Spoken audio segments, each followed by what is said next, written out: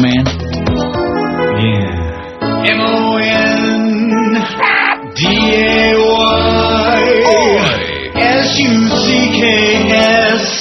Absolutely. Huh?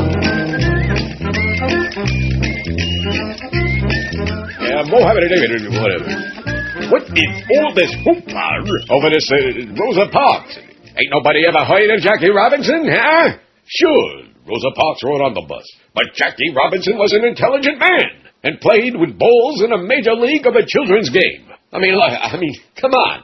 Who's done more for the black community, Rosa Parks or Jackie Robinson, huh?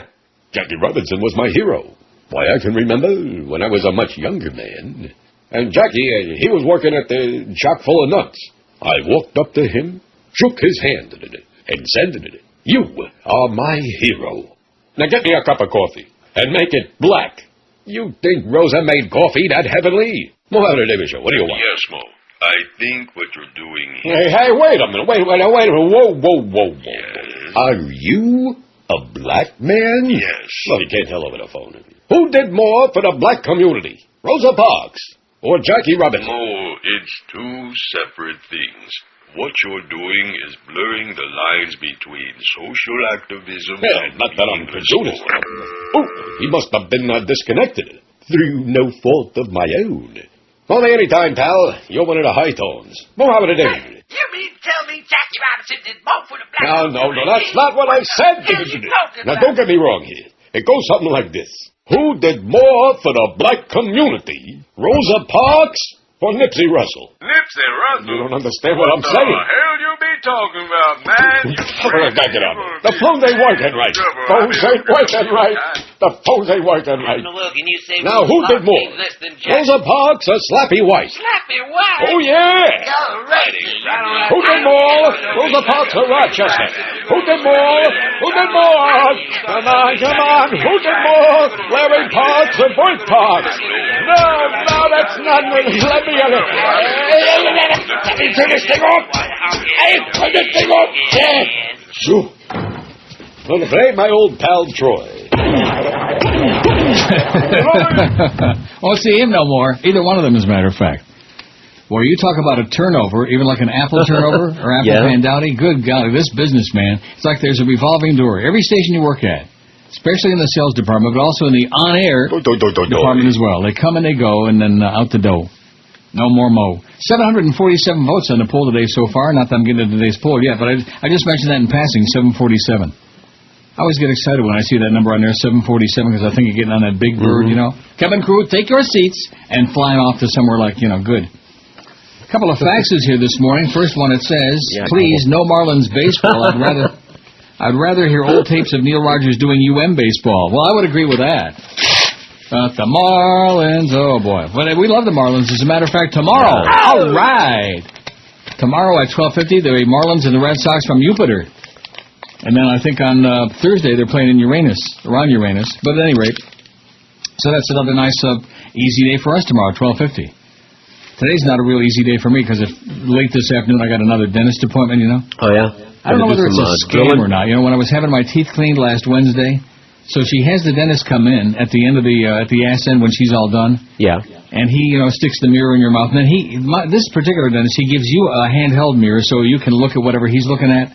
And he shows I've got like 2 cracked fillings, no cavities, because how the hell could I have cavities? All my teeth are filled anyway.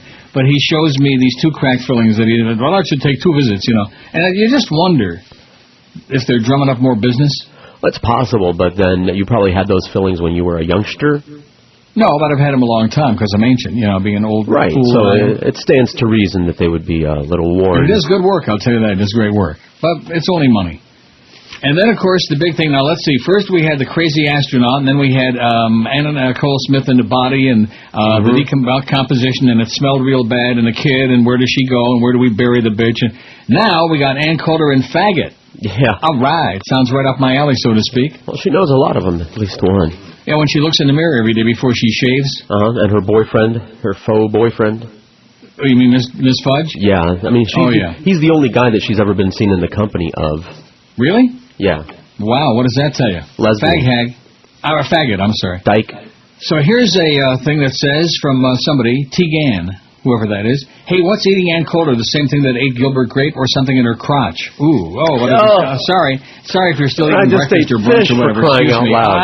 Sorry.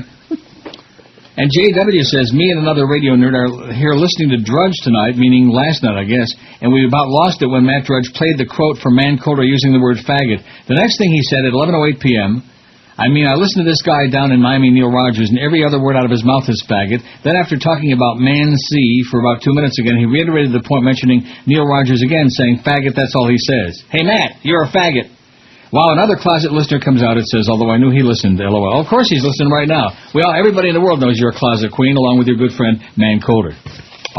And for her talking about John Edwards being a faggot, but John Edwards is so boring anyway, why would anybody waste their time with him? But it's just typical of her. She's a crazy person, and it's like the pot calling the pedal pink, you know? Right, she's a paid character assassin. There you go. Anyway, here's the poll result from Friday. Boy, we got a lot of sex on the poll lately. Oh! All right. Have you ever paid directly for sex? That was the question we asked on Friday, and over the weekend we got 1,919 votes, tallies, whatever you want to call it. Have you ever paid? And the result didn't change very much. And I told you it was going to be a lot more than that boring MSNBC poll. The MSNBC poll, 15% admitted yes they had, and 85% said, oh no, not me, oh no. We don't have all those goody two-shoes. We got a bunch of perverts, which is what we like. Have you ever paid directly for sex? No, 1,022, that's 53.2%. Yes, 758, 39.5%. Often 85, and I raise both of my hands. Often 85, 4.5%. So that comes out to almost 44% have paid for sex directly, as opposed to indirectly. And I hate this poll, only 54, 2.8%. So how do you like that? Mm-hmm. Goes to show you. A lot of these polls. And of course that's for public consumption. Well, you see, most normal people don't pay for sex. Real people, yeah, right. Almost half of this perverted audience. At least one thing I'll say about this audience, with little anonymity going, at least they tend to be somewhat honest occasionally. A little bit. A little bit. Not a whole lot. 774 votes on today's poll. We're going to make 1,000, Chris. Okay. Wow, that's what I'm real excited about it, as usual. Usually like all whipped up like in a frenzy. That's Monday. I'm still waking up. Okay, sorry. How many sexual partners have you had sex with in your lifetime? Now, again, all these polls are, faxed in. Who's this one? This is from somebody different.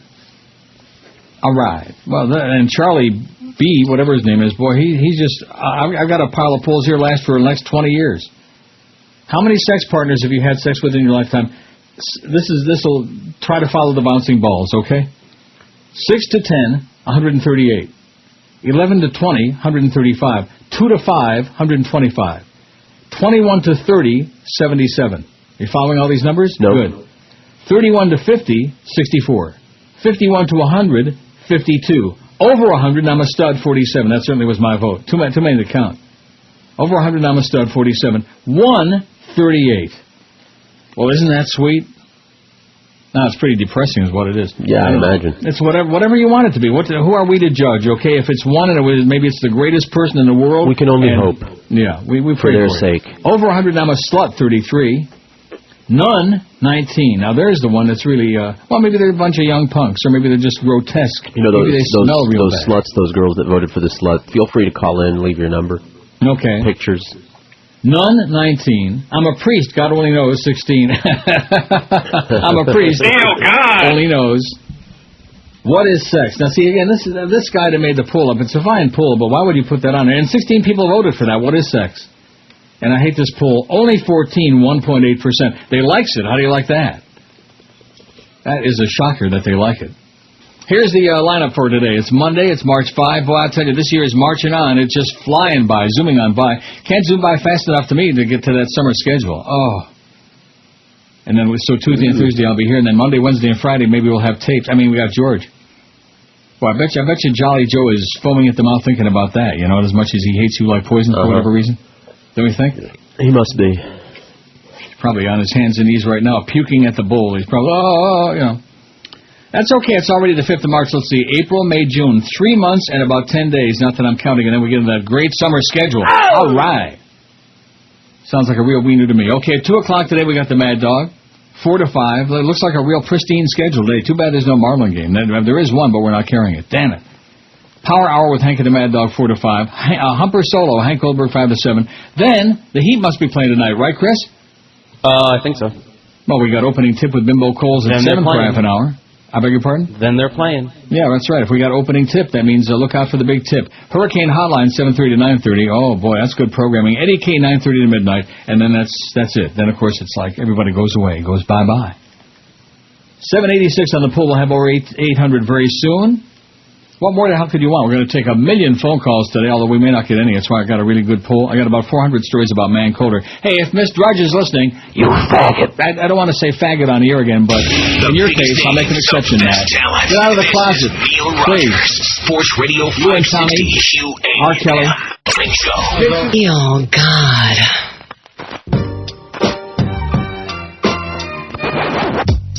Ann Coulter is a party girl. Party girl. Party girl. Ann Coulter is a party girl. Party girl. Party girl.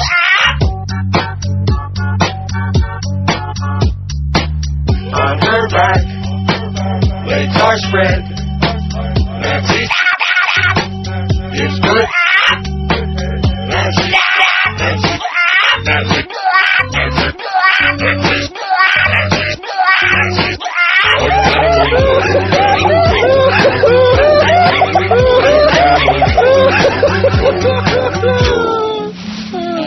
A moralist monster, a good girl who wants to be a media hoe and prefers it on top quiver. You want more on this lady? Here's what I'll give you. She's got a book to read about slandering.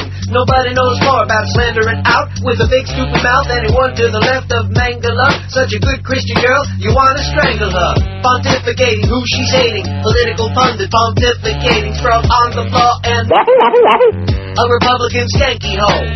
She's a federalissimo, making liberal a dirty word, you know, in a miniskirt showing camel toe. Ann Coulter knows what hate can be in a miniskirt that smells fishy. She's a tall drink of water on the side of Law and Order with a back alley look. If you like your broads taller, if you got the money, she'll spread those legs with a cigarette and a Chardonnay. Ann Coulter, political pundit, the angel of the right and the easy. Oh! Okay, 1017 at 560 WQAM, and so let's start with the 400 Ann Coulter stories. I don't know even why I waste my time on this bitch, okay? She's just a really sick, twisted, self-hating piece of crap. But then again, what a, right-winger, same difference. Transvestite. Aren't they all?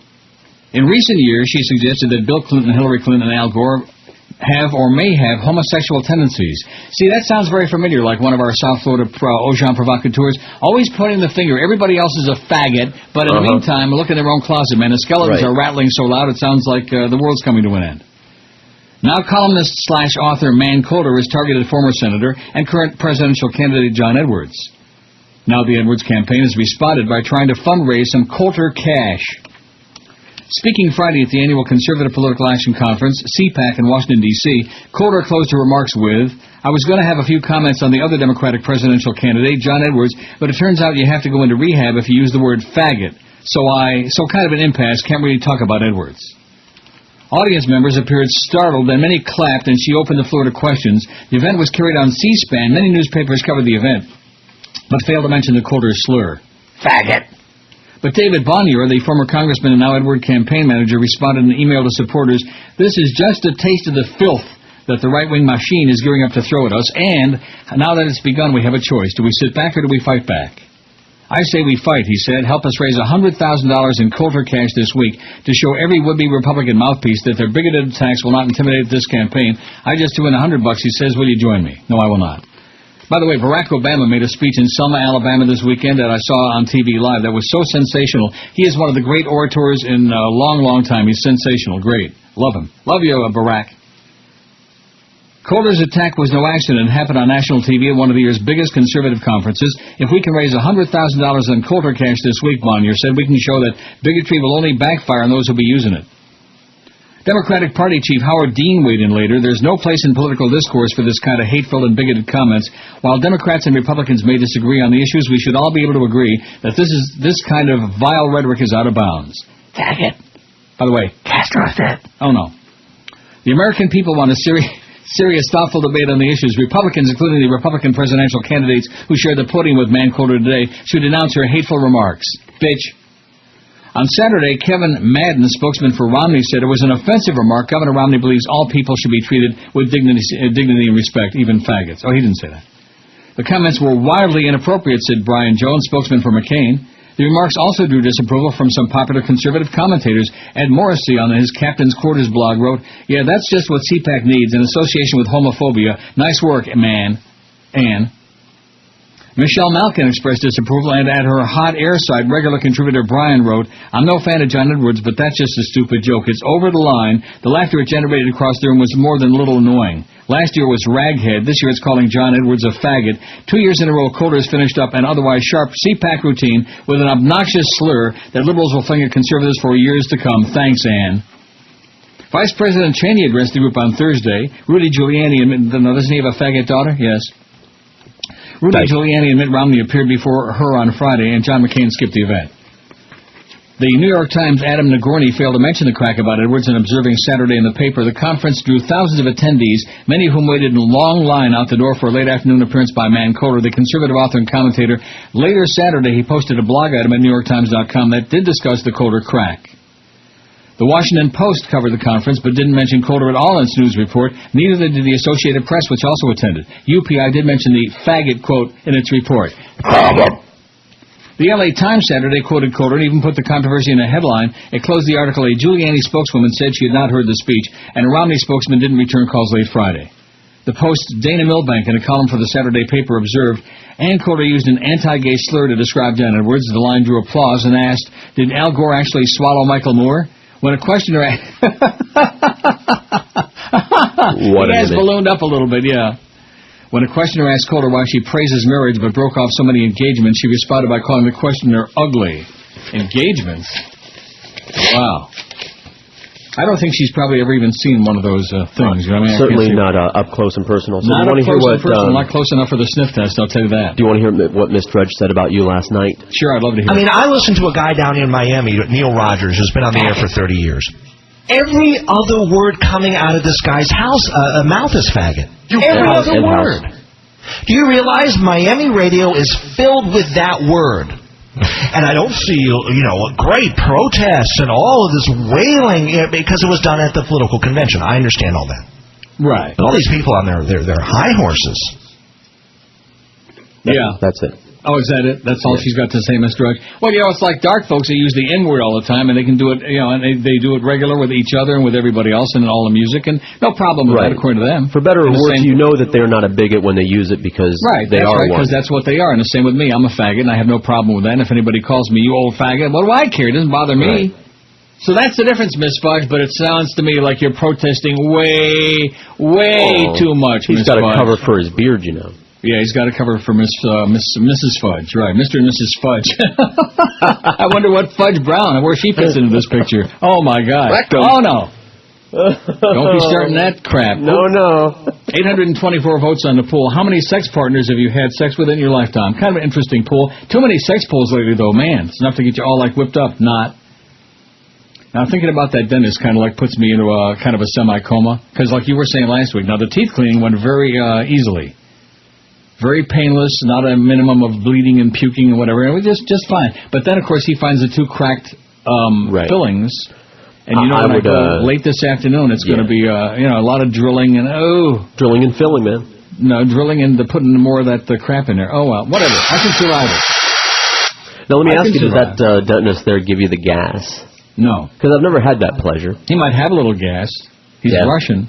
Oh, wow. But anyway. How many sex partners have you had sex with in your lifetime? 824 tallies on there. 11, and again, this is difficult to read the results of this because it's a lot of numbers, And evidently these people have done a lot of numbers. What's wrong with that? Nothing. Hopefully good numbers. 11 to 20, 148. That seems to be it's pretty close. 6 to 10, 143, and 2 to 5, 130. So those three are within shooting distance, so to speak. 21 to 30, 85. 21 to... About 30, man. 31 to 50, 68. 51 to 100 partners, 56. Of course, we don't know how old these people are. If you're like an old fart like me and you've had a zillion, there's one thing. But if you're like 20 and you've had 51 to 100, you're busy. That's all I can tell you. You're busy and probably pretty happy. 56. Over 100, and I'm a stud, 49, yes. 41, which can either be a wonderful thing, a wonderful lifelong committed relationship with two people who are, and maybe other desperate. You know what I mean?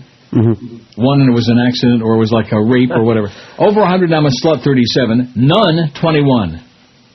That ought to be their slogan across the street, you know, at the so-called ticket. That's our audience, man. None, 21. Or they could do like none, 79. Oh, and you notice how March 1st went and came? I think that Josh Cordes' rumor about them shutting down, I think that was a little premature evaluation. None, 21. I'm a priest, God only knows. Oh, God. Only knows, 17. What is sex, 16? A silly thing that this guy put on the poll when he sent it in, and we put it on there, and 16 people say, what that? What that? And, of course, with our crowd, it's pretty believable, actually. And I hate this poll, only 15, 1.8% out of 827. So 11 to 20 partners. And, again, like I said, it doesn't really mean an awful lot unless you know the ages of the people who are casting the vote. Am I right about that, or am I wrong? Right. Yeah. But then, again, it's just for kicks anyway, just for fun, just a little something. Absolutely. Ann Coulter can be found on the TV and the radio. She writes really nasty things. Now everybody knows Coulter's cruel. Ooh, she makes conservatives drool. Well, she made those widows mad with the mean things that she said. Won't somebody just grab that bitch, slap her upside the head? Coulter's cruel. Ooh, what a pitiful fool. Don't wanna hear no more about it. I just wish somebody would shut her up. Well, if Ann thinks she's so tough, well, why don't we find out? Put her in a room with Rosie O'Donnell and see which one comes out. You fairy. Coulter's cruel. Ooh, but Rosie would rule. Let's make Ann's neck a little longer by giving her an uppercut to the jaw.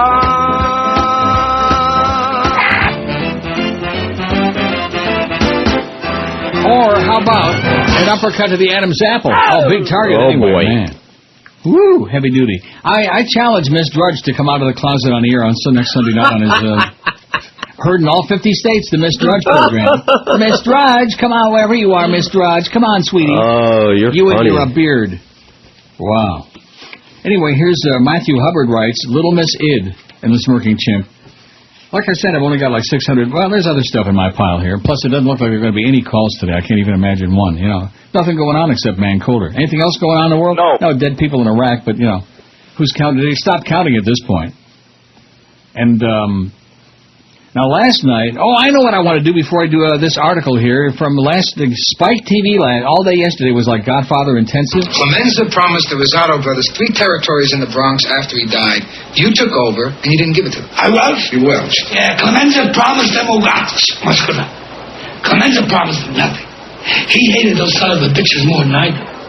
Frankie, they feel cheated. Mike, you're sitting high up in the Sierra Mountains, and you're drinking, what's he drinking? Champagne. Champagne cocktails. And you're passing judgment on how I run my thing. Tua famiglia. Ancora forte il nome del Corleone.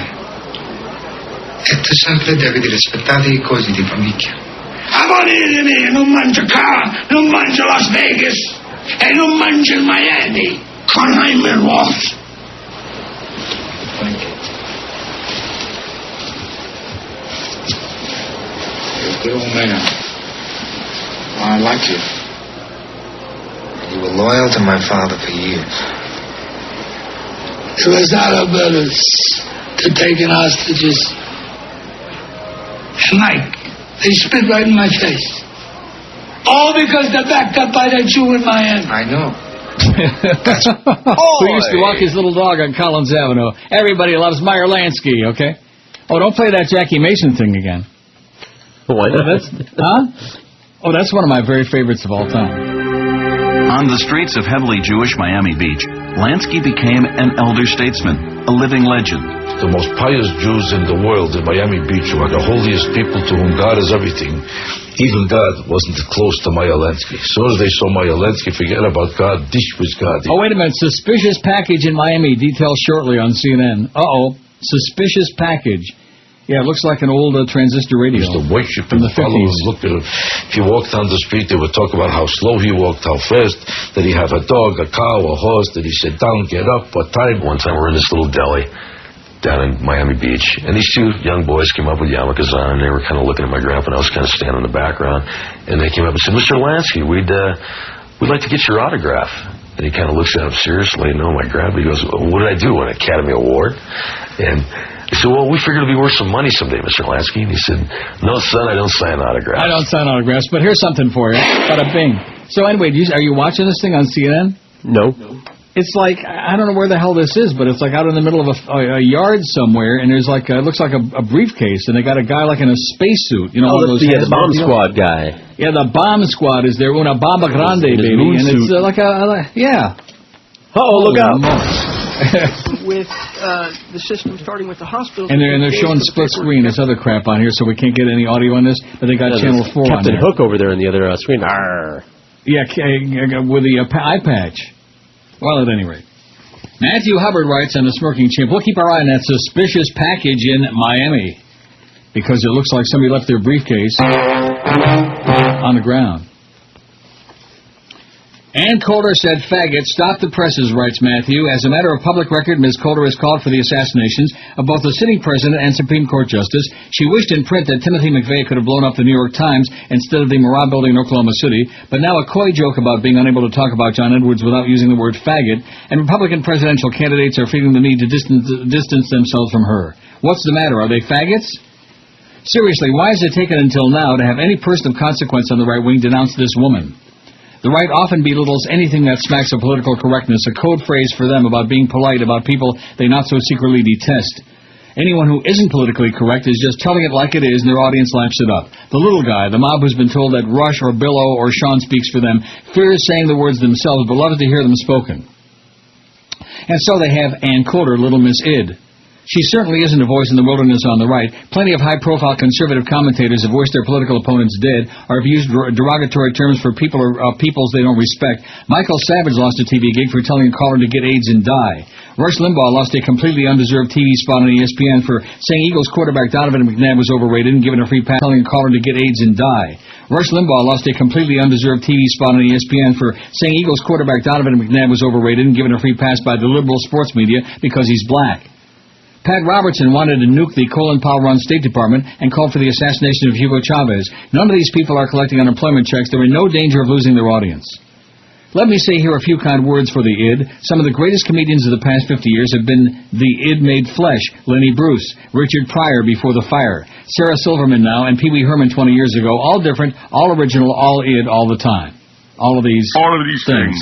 Even in a kinder, gentler time, W.C. Fields, the Marx Brothers, and the Three Stooges were all about doing and saying the things no one could get away with in polite company. Some of it was aimed at kids and some at more mature audiences. Still, id. Let me name two others, one funny and one not so funny, Sam Kinison and Andrew Dice Clay. Oh! I loved Kinison. I saw him when he was just hitting it big, and his was the most disgusting, most vile act I've ever laughed out loud at. I never saw Dice Clay live, but what I saw of his act on TV was revolting. I lost friends because they thought he was funny. Oh! He's trying to make a comeback now, and I hope he's another reality TV shipwreck, but given the times, he may find an audience. It would be easy to put Clay and Kinison together, and many did, especially because their vicious attitudes were aimed so predominantly at women. But there's an important distinction. Andrew Dice Clay acted as though he was the coolest guy on the planet when he degraded women, and his idiot audience ate it up. Kinison had some idiot fans as well, but if you looked a little closer, the wellspring of his comedy had a different source. Kinison on stage played a man whose bad relationships with women had sent him off the deep end. That persona wasn't cool. He was the ranting guy on the commuter train you didn't want to make eye contact with. Sadly, fame, drugs, and swarms of idiot fans turned him into a stage persona 24/7. This is not to say there's no id on the left. Of course we have a dark side. We all have bloody thoughts. Just look at the response to Ann Coulter you'll find among bloggers and commentators on this website and others. Just as bin Laden could not have hoped for a more self-destruction reaction from America post 9/11, we on the left often give Miss Coulter everything she wants and more when we react to her pathetic cries for attention. The left also jumps predictably into growls of hatred at the provocative comments of Dick Cheney. Admittedly, his disgusting worldview is more important than Ms. Coulter's by several orders of magnitude. When the bomb attack in Afghanistan was conflated into an attempt on Cheney's life, seriously, how far away from this thing was he? The Huffington Post comment board went into an extended 2-minute hate, so much so that the thread was shut down. This became red meat for Rush Limbaugh's show the same day. Brief interlude of sucking up to those who don't pay me. I'd rather post here than on HuffPo. You get a better class of commenters in general and significantly better comment software, meaning smirking chimp. But there's a significant difference between the mainstream media and the right-wing counterpart. MSM has a functioning superego, as does what passes for left-wing media as well. The right-wing media does not. There are consequences for bad behavior on a real newspaper or at a real TV news department. Jason Blair was caught lying, and he was fired by the New York Times, as were several of his editors. The story is the same for Stephen Glass at the New Republic. Bad reporting can end a career as long as Dan Rather's. Inappropriate on-air comments can get you fired, as Michael Savage and Rush Limbaugh learned when they try to enter the mainstream. That Glenn Beck still has a gig on CNN is proof that the bar is getting lower as we speak, but his 15 minutes may soon come to an end as well. In the right-wing media, lying and inflammatory comments are the way to get ahead. Anything goes in pursuit of more book sales or higher ratings. Hell, even giving away troop movements and being thrown out of Iraq by the Army isn't reason to lose your job, asked Geraldo Rivera. To call these people pundits or journalists is a sick joke. The lump cesspools like Regnery Publishing and Fox Noise Channel and with legitimate media is like discussing Olympic wrestling and pro wrestling as though there was no meaningful difference. And so goes our national dialogue. We treat the insane and attention-starved as if they deserve the same level of respect as the rational and often let them start a screaming match because we've given them this equal footing. We forget to act like adults when faced with these overaged, badly behaved adolescents. Being the adult is hard sometimes. Here's a word of advice. Screaming at crazy people is not an effective method to get them to calm down. Screaming at crazy people? Oh, right. I've been doing that for 31 years. What's wrong with that? Nothing. Screamer. Faggot! 869 votes on our award-winning oversexed poll. Big Neil, it's bigger than both of us. On the 9/11 widows, and in particular a group that had been outspoken and critical of the administration. These broads are millionaires, lionized on TV. I've never seen people enjoying their husband's death so much. Yes. Ann Coulter so bitchy, she is full of hate.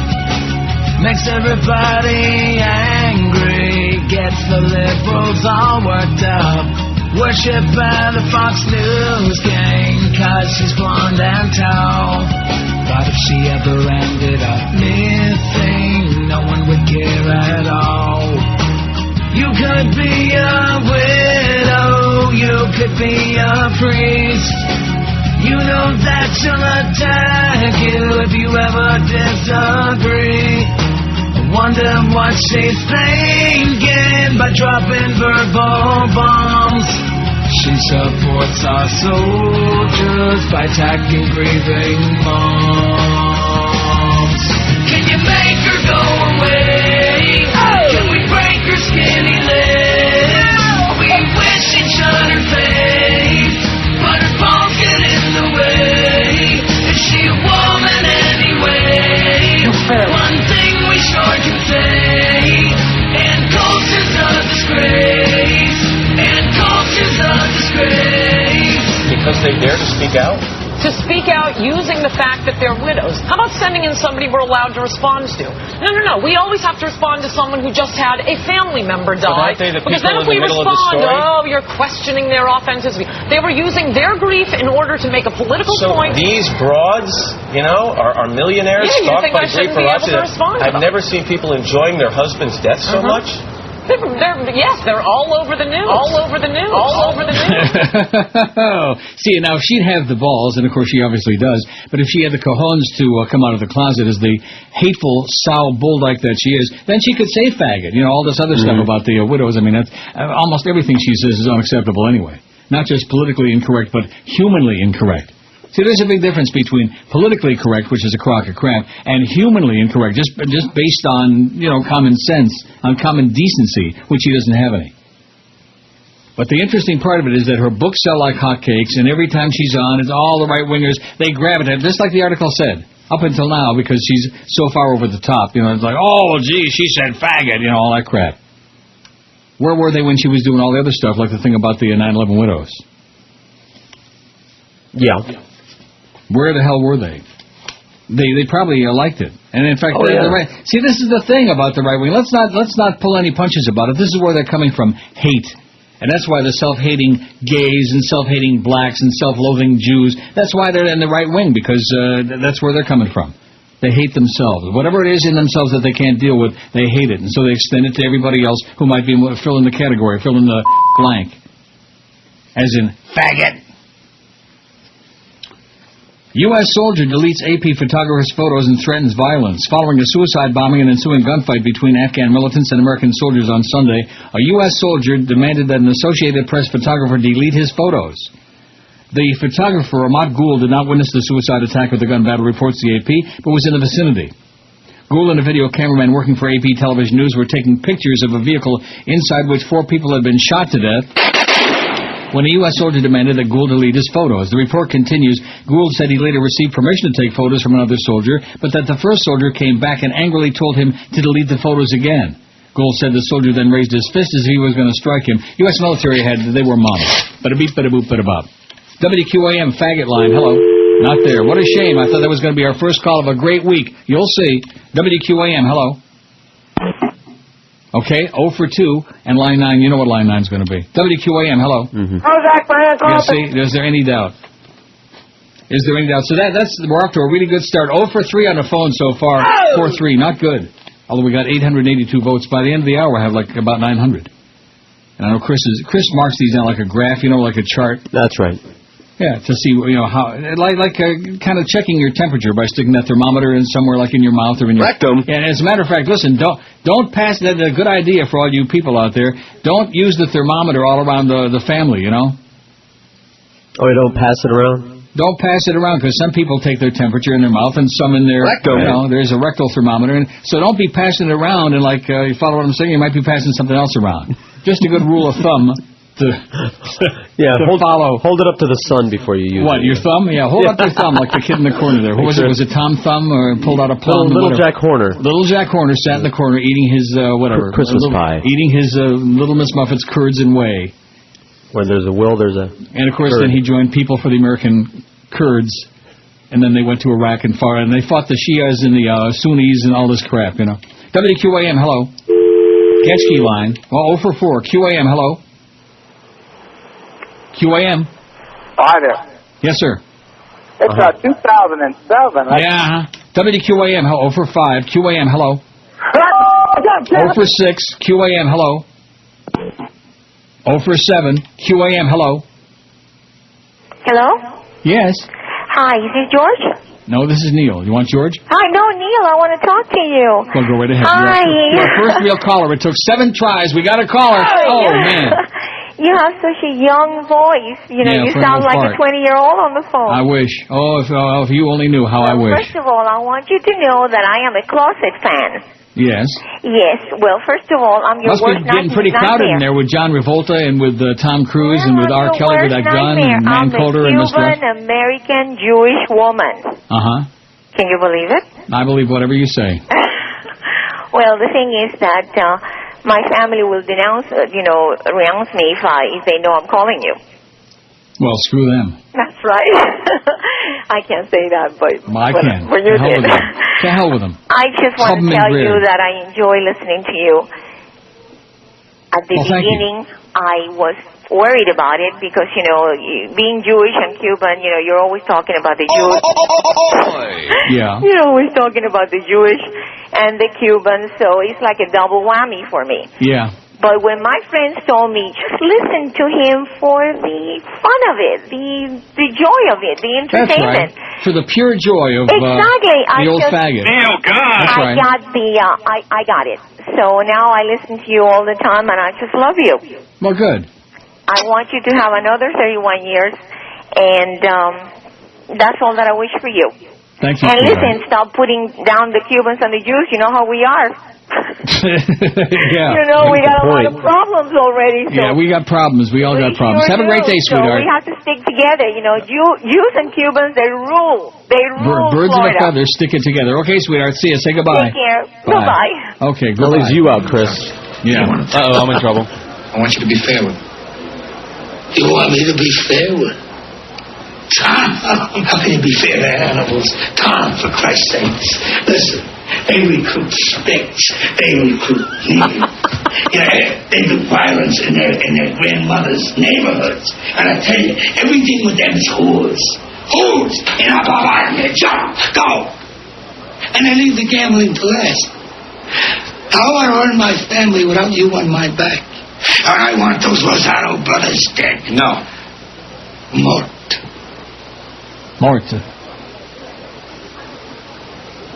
Long pause. Now, I have business that's important with Hyman Roth. I don't want it disturbed. Oi! And you give your loyalty to a Jew before your own blood. Come on, Frankie. You know my father did business with Hyman Roth. He respected him. Your father did business with Hyman Roth. Your father respected Hyman Roth. But your father never trusted Hyman Roth. Frankie Pentangeli is so good. And like I was telling George before the show today, there were so many sensational, spectacular performances in all the Godfathers that, he just overlooked most of the time. I remember we took the poll on, he did pretty well, I think, on that poll, your favorite Godfather character. Mm-hmm. He did well, but he didn't know no Godfather. But he said, yeah, sure. It was between the brothers, Kay. And then there's the scene when she says, it was an abortion, Michael. It was an abortion. I wouldn't bring another one of you into it. And he does one of his angry scenes, man. Al Pacino is so great when he does the angry scene. His eyes darting back and forth there. It's like, 10:54 at 560 WQM on a really neat Monday, March the 5. Now, let's see. The Ides of March is 10 days away. That's March 15, right? Correct. Wow.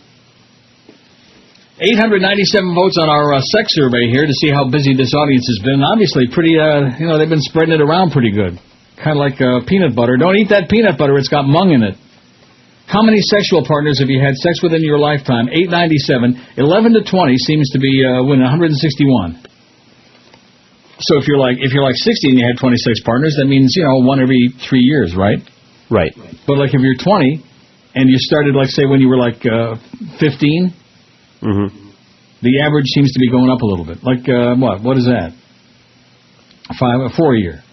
6 to 10, 148. 2 to 5, 141.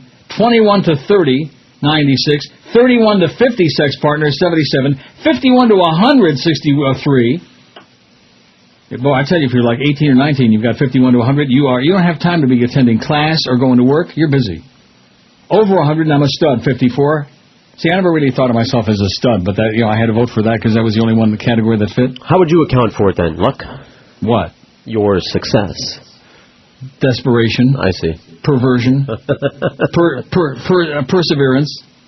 1, 42. Over 100, I'm a slut. 39. George wants your number. None. 23. Well, that's sad. Well, they might be just young punks, but I doubt it. Maybe they're really grotesque and they smell really bad and they got like all kinds of mung growing out of their armpits and stuff. I hate this pool 19, 2.1%, pretty low. I'm a priest, God only knows, 19. Oh, God!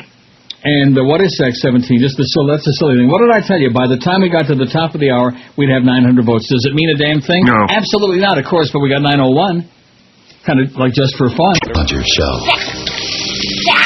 This is your brain. You failed. Any questions? This is Eyewitness News. It's been another busy and bizarre day in the Anna Nicole Smith case. The Florida judge says he's in no hurry to make a decision about who will claim Smith's body, which has now been lying in an oceanfront home for a week. The medical examiner says her corpse is decomposing. Who will have control of her body? Part of me wants it so badly. I wish I could have it today. Pictures obtained by TMZ.com allegedly show Smith's body in bed with the Bahamian minister who granted her citizenship. I need you to come quickly because it's getting smelly in here. Debate among the opposing attorneys grew heated at times. Put her in the ground. What in God's name is that dreadful smell? Why does it smell like monkey feces out here? Health officials say there's a high bacteria count.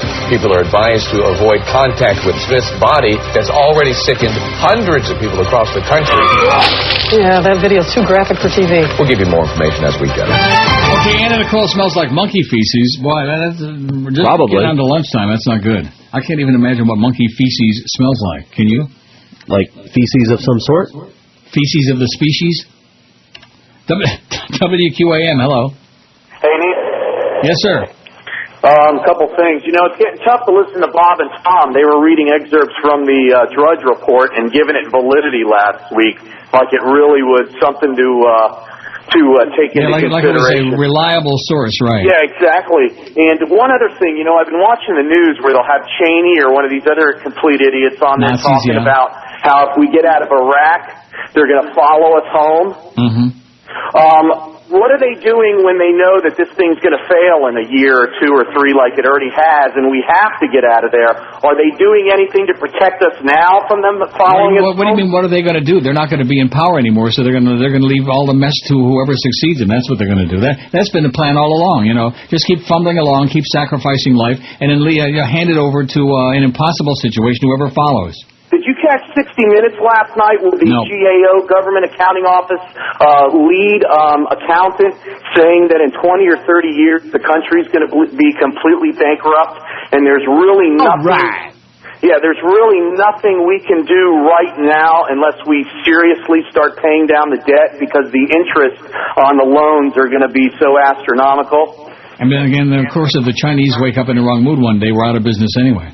Well, they said the Chinese and the Japanese already own us. We owe them more than $1 trillion as it is. Absolutely correct, sir. It's all over, Neil. Clutch your passport, stick your head in the ground, and kiss your butt goodbye. I'll see you at the border, eh? Bye. Oh, Canada.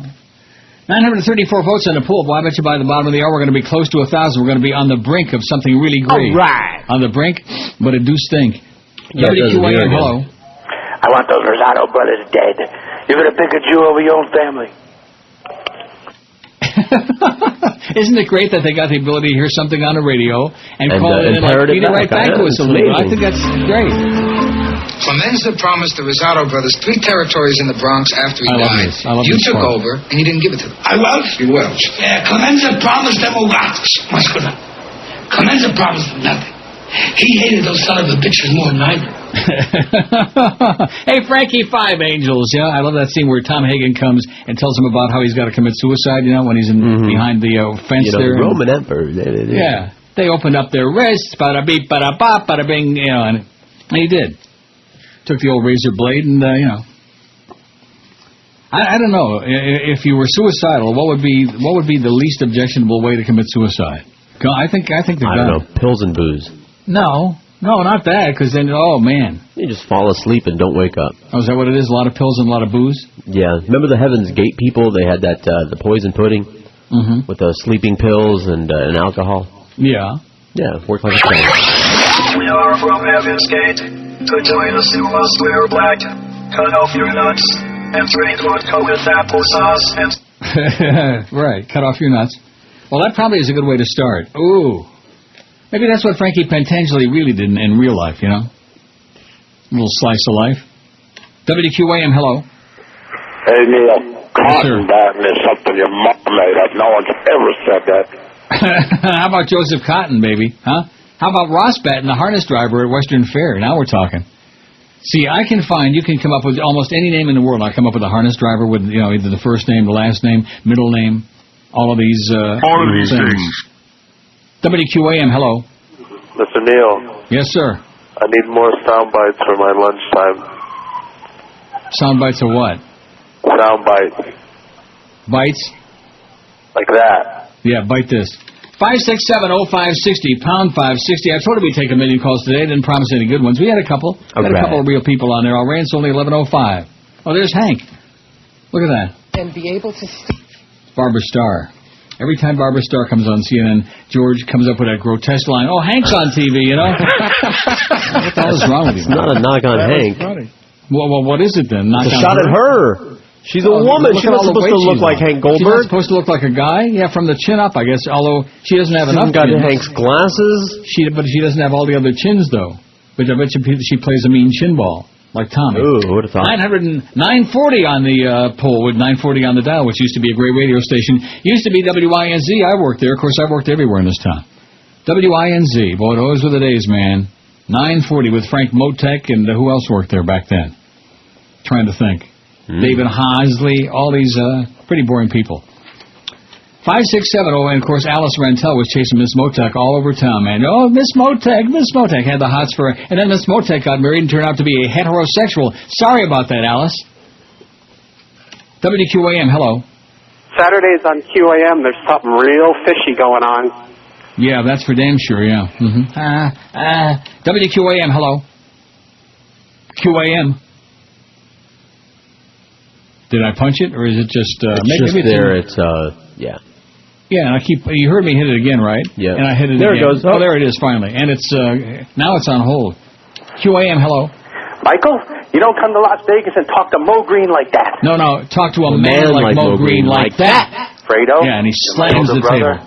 And I love you. But won't ever take sides against the family again. Very good. You need to go back to rehearsal. Yeah, you better go back and get the script again, Pally, because you left some very important words out. As a matter of fact, speaking of Mo Green, I do love that clip, the Mo Green one. Do you know who I am? I'm Mo Green. I made my bones when you were going out with cheerleaders. Here's a fax from Paul in the Gables, who says, I guess you could say that Miss Coulter has a self-defecating sense of humor. Not self-deprecating, self-defecating, as in she's all ass, all right. She's all Adam's apple and ass. That's her. Oh, you can't say that. Miss Drudge will say things about you on the air again. Yeah, thanks for listening, Miss Drudge, okay? He's over there on the beach in his condo that probably Richard Mellon Scaife is paying for, and he's got the thing cranked up so loud he's getting good vibration. He's probably sitting on the radio. He's probably sitting on the old speaker right now on his fat ass with that stupid hat on. You think he wears the hat in the house to cover that chrome dome? Yes. What a jackass. Wears it in the shower. Really? I wonder who he's in there with. Not maybe Ann Coulter. Maybe he's in there with Miss Foley. She ain't doing much these days. QAM, hello. You fairy. No, it's faggot. Get it right. WQAM, hello. QAM. Yeah, I do. Okay. Hey, you think I'm funny? Huh? Think I'm funny? No. I'm a clown like I miss you? No. WQAM, hello. Hello, Neil. You guys know who the father of Anna Nicole's baby is, right? Yeah. Oh, good, because it's the biggest no-brainer in the history of Earth. Yeah. Okay. And nobody cares. Nobody with a brain cares. WQAM, hello. WQAM, hola. Hello. Neil? Yes, sir. I have a different take. Yeah, I bet you have a different life, all right, than anybody else. Well, in fact, why not get a search party? Maybe they can go out and find one. I have no life. Schmuck. Over and over and over, on and on. You know what? I don't give a crap. I could care less. It's already the 5th, which means Friday's payday, because Saturday is the 10th. Friday's payday, that's where it comes at. The 10th and the 25th, man. That's what this whole gig is all about. WQAM, hello. QAM. Hi, how you doing? I'm doing great. Is this Neil? This is me. Is this you? Yes, sir. Hey, I'm calling up just... I just got to tell you real quick, long-time listener, my son 2 years ago joined the Air Force. And I'm just warning the young Americans out there, he is, Friday afternoon in England, he was told, pack your bags, get ready, Sunday morning, 04:30, he's in Fort Lewis in the Army. He's on an attachment, and in mid-April, he will be in Fallujah on the ground with a 50-millimeter, I don't know, some machine gun on a Humvee, and it's madness what's going on. And I know I'm not one of the callers. It just upset me, and you've been telling the truth all along, and just want everybody to, don't make the same mistakes. Okay, Pally. Good luck to you. Okay. Hey. Okay. Thanks. Yeah, don't let your kids go signing up so they can become a human sacrifice for Bushko and the Nazis, because that's what it's all about, human sacrifice. We're not talking about sacrificing your time. We're talking about sacrificing your life, your limbs, all of these things. 949 votes on the poll, on the sex poll, and of course, and during the course of the poll, by the way, there's no prohibition for you finding some more extra sex partners so you can increase. That's right. You can change your vote a little bit. As a matter of fact, if you're really close to one of those, borders there, you might want to go out and get you a quick one so that you can vote for the higher category. Yeah, like if you're on the borderline, which I'm sure many of these people are. ONTAYSUCKS. While spending the remainder of your golden years in the land of death, the one thing you have to depend on is your car.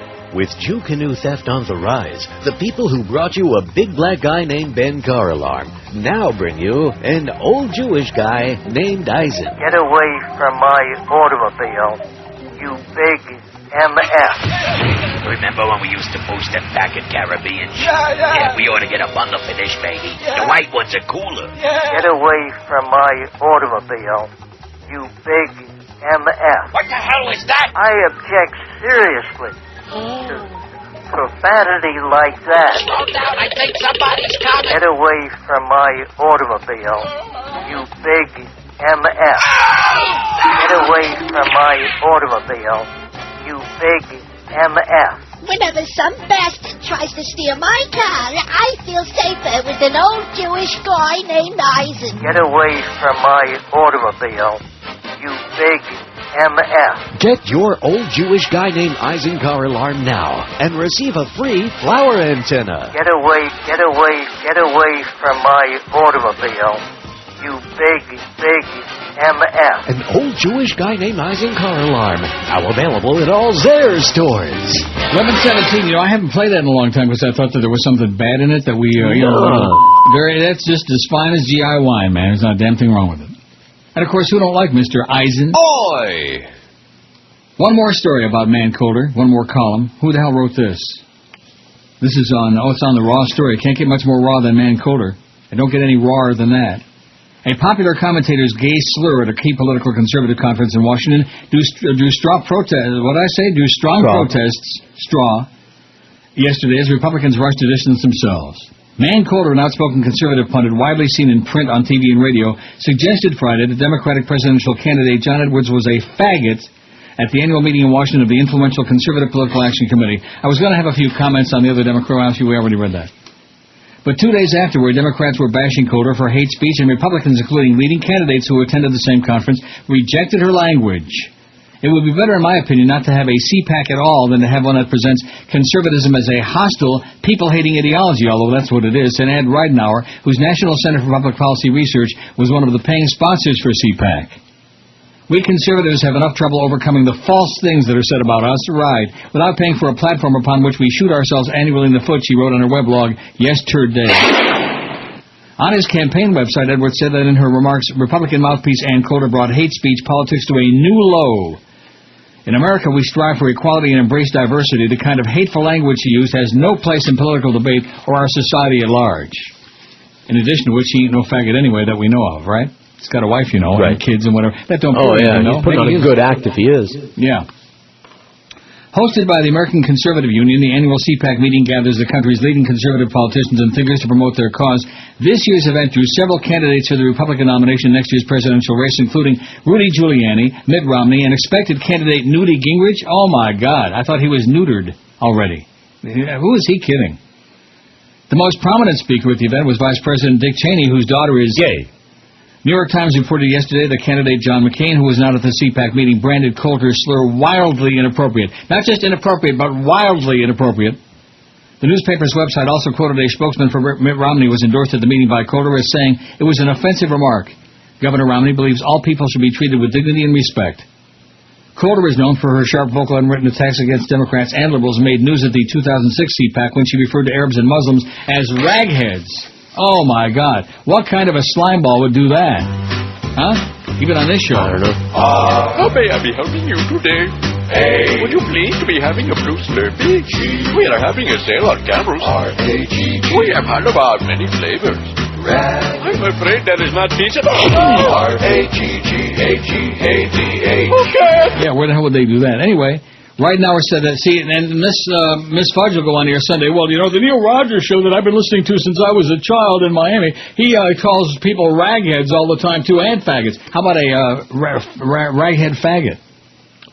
There must be some. Oh, I'm sure that there are. Believe me when I tell you. Trust me when I tell you. I've been around, man. I've been around on the ground. What a dilemma. Looking down. Anyway. Ridenour said Coulter's attendance made her group think twice about supporting CPAC. The meeting, which some see as a preliminary stop to the 2008 primaries for the Republican nomination, voted in a straw poll for their favorite. Wait till you hear the result of this straw poll at CPAC.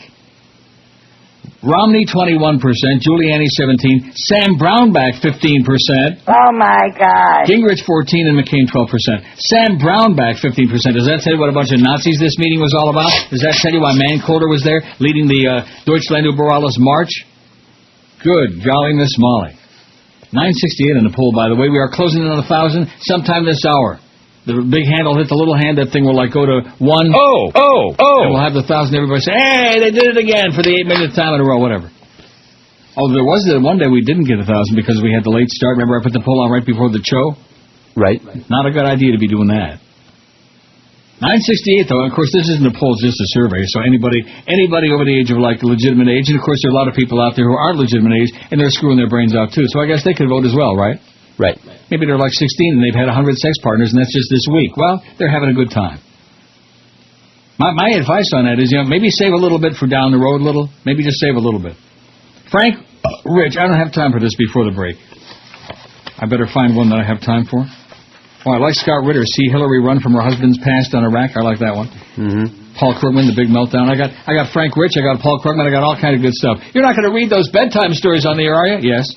But this is the one that really caught my eye. Chocolate Lovers Taste Paradise. Boy, it's a good thing I'm not there. I might have been hooked into going to South Miami for this. Thousands turned out for the first annual chocolate festival at Fairchild Tropical Botanic Gardens on Saturday to indulge in the ancestral and decadent goodness of chocolate. Or is there one guy, there's a show on TV, I think it was on the Food Channel, I don't know, maybe he's still on, where the guy was always making all these, like, what do they call it, ganache? Okay, that's that chocolate. Where they melt it down and it's like, ooh, man, I'd like to dive into a bathtub full of that. Oh. And the host on that show, he can't say, when your whole show is about chocolate and you call it chocolate, it's just, it bothers me a lot. It sounds like Ray Nagin with chocolate, And that's what the guy always says on that show, the ganache guy. You ever see him, what they do is they take like a double boiler and they boil the water and then they put in the top thing, they put in all the chocolate and it melts and they stir it up and it's like mushy, oh, God. Mercedes Gonzalez wasn't being as sweet as she could be. Where sweet was the norm, the Mexican chef decided to play a contrarian rule, one backed by thousands of years of history, as she likes to point out. Chocolate is more than bonbons and cake, said the 40-year-old executive chef at Poblano in South Miami. She showed off the fiery accompaniment, accompaniments to the cocoa and her ancestral mole poblano recipe that traces back to the Aztecs, dried chilies and black pepper. Oh, what does that have to do with chocolate? I don't know. The curious came from other booths for a look at one of her signature dishes, chicken smothered in chocolate mole sauce. Oh, this ain't sounding too good. Chicken with chocolate mole sauce? That does not sound good. What do you do, chop off a mole and you squish it up in there? Holy moly. Oh, no. She had another treat for the crowd, a steaming chocolate drink doled out in small cups by the chef's family. Even this is different. It has spice, said Susan Rodino of Cape Coral after sipping the luscious mix at the first annual chocolate festival at Fairchild Tropical Botanic Gardens in Coral Gables. It makes your taste buds wonder, she said. Yeah, I wonder who's eating this kind of stuff. The answer was a dash, oh no. When you hear this, this might be the end. The answer, a dash of crushed star anise seeds, or is that anise? Careful. A spice that tastes like licorice and a stick of cinnamon. That was the secret. A dash of crushed star anise seeds. That sounds good. I got some things I could say about that, but it probably wouldn't be a real good idea, Some people might dig it, but that's beside the point. Like Mo, he was always digging. In fact, he was on that very popular quiz show, digging for dingleberries. And I think he was the winner. Yeah, he picked the winner every time. Yeah, every time. He had those, not only dingleberries, he also had Martians in his pants. He sure had a load in there all the time, I'll tell you that. 973 votes. Oh, am I a good one to talk, huh? 973 votes, especially after that event a couple of weeks ago. It's just one of those things, man. It happens, crap happens, if I can say that. Oh, and look at this. Celiac disease, the only treatment is to avoid gluten, if you're a gluten for punishment. The doctor mentioned some medication. Well, I tell you, all this food talk, it's getting me, and I'm not going to eat a whole lot today, not when I'm going to go to the dentist late this afternoon. Because I don't want to be sitting there at the dentist and then all of a sudden starts squirming in the chair like, nature's calling now. When you go to the dentist, you have to make sure that all year, especially if it's like, it's going to be a long session, I have a feeling, drilling and filling and squirming. How many sex partners have you had sex with in your lifetime is our poll question today. 973 votes. 11 to 20, 172. 6 to 10, 160. 2 to 5, 155. 21 to 30, 101. 31 to 50, 88. 51 to 100, 74. Over 100, I'm a stud, 55. Over 100, I'm a slut, 42. Almost a match. Maybe they're all doing each other. 1, 42. None, 24. I'm a priest, God only knows, 21. I hate this poll, a mere 20, 2%. And what is sex, 19? Silly people. You can put we could put anything on there like, I just hate everybody, or what is this all about, or blah, like that. Blah, and that would get several votes, right? Right. Because that's the South Florida effing way. Come on in and lay down on my couch. Hi, boys and girls. Peter Pan here. You may have heard that there's something in my peanut butter that can hurt you. It's called salmonella, and it was put into the peanut butter by a disgruntled ex-employee who doesn't like Peter. Can you imagine that? Someone who doesn't like Peter? But don't worry, kids. We're making new peanut butter right now. So tell your mommy to go back to the store. It's safe to eat Peter Pan again. I guarantee it by personally inspecting every batch. Remember, with Peter Pan peanut butter, there's a little bit of Peter in every jar. Oh, well, I got nothing to say about that. 988 votes on the poll. What did you just send me now? What did you just... some little cute there. A little cutie what? Just a little cute email. Oh, okay. I'll take a puke. Yeah, take your time. Just relax, no urgency? No. And speaking of that, I just want to say, because there are a lot of people out there who've grown up in this age of cyber everything, communicating with people. Yes. And like we were discussing before the show today, it's probably not the most preferable way to communicate with people. Nevertheless. There are too many... Huh? Time marches on. That's the way of it. But I'm just saying, maybe one day the technology will be foolproof and it'll work every time. Yeah. Lots of times, like we had all the problems with the MySpace thing. 1,247 MySpace friends, by the way, including, I think the guy's name was Tom, who's a friend of Norma Kent. So in other words, hey, Tom. You fairy. And he sent me his profile page, and he's got pictures of guys who are, the page is burning, it's so hot. That's how hot those guys' friends are. Like that. Oh, Tom, introduce me, No, but my point is that, I had an episode over the weekend that was very unnecessary because of the fact that this stuff, you're text messaging people or you're getting messages back, and most of the time maybe it works, and then some of the time it doesn't. Some of the time it doesn't. It gets lost in space, or it gets frozen up. Lost in space. Lost in space, that's right. Your messages are out there lost, and the proof of that is... So I called tech support on Saturday because my BlackBerry was screwed up, and 7 o'clock Saturday night I get and I have to take the back of the thing out and take the battery out. I thought it was a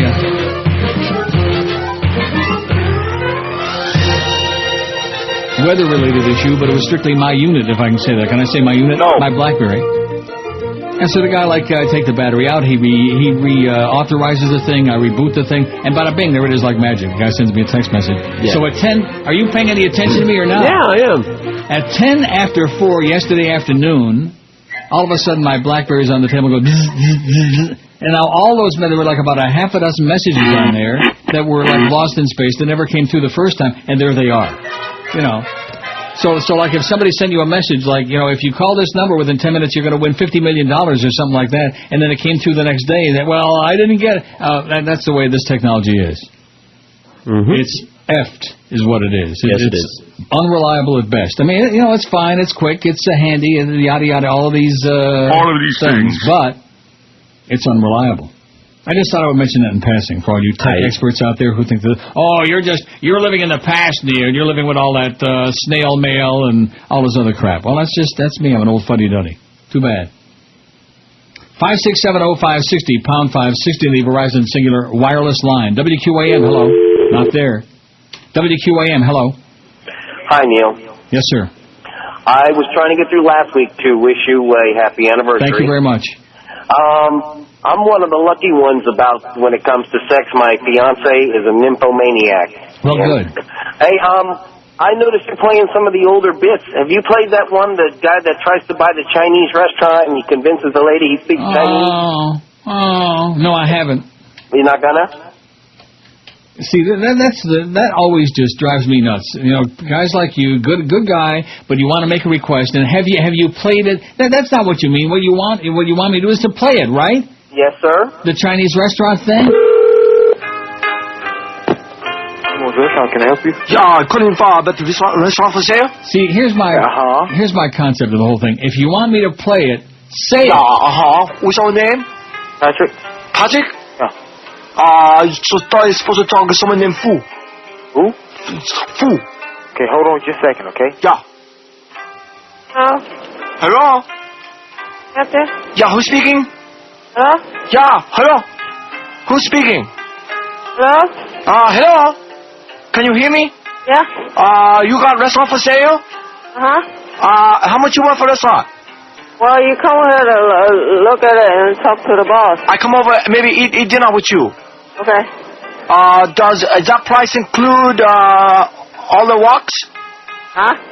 Huh? Come on. 怎么着说 Chinese? Yeah, Chinese. Okay, you come over. 同老板讲啊。对了，讲。2点半啊。2点半应该咋样啊？啊？呀。2点半哈。2点半了。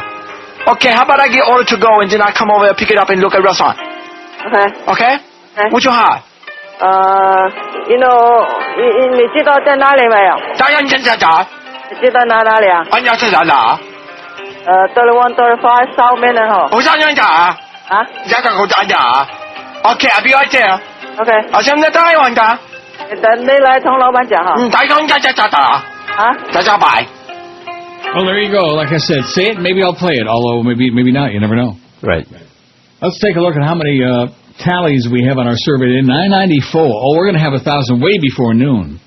And I bet you Chris is writing that down feverishly in his little... Do you keep like a little diary? Huh?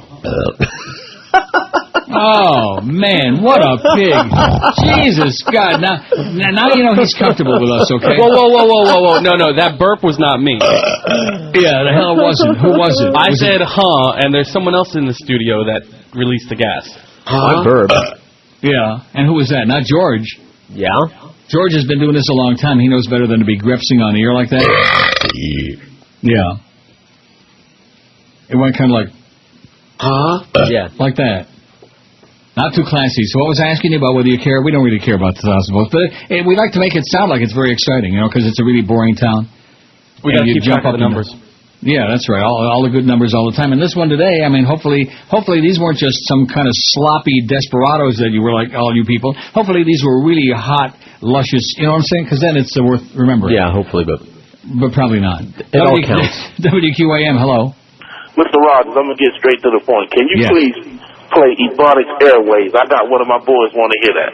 Ebonics Airways? Yeah, you got some... One to cite, but it's like 4.5 minutes long or something.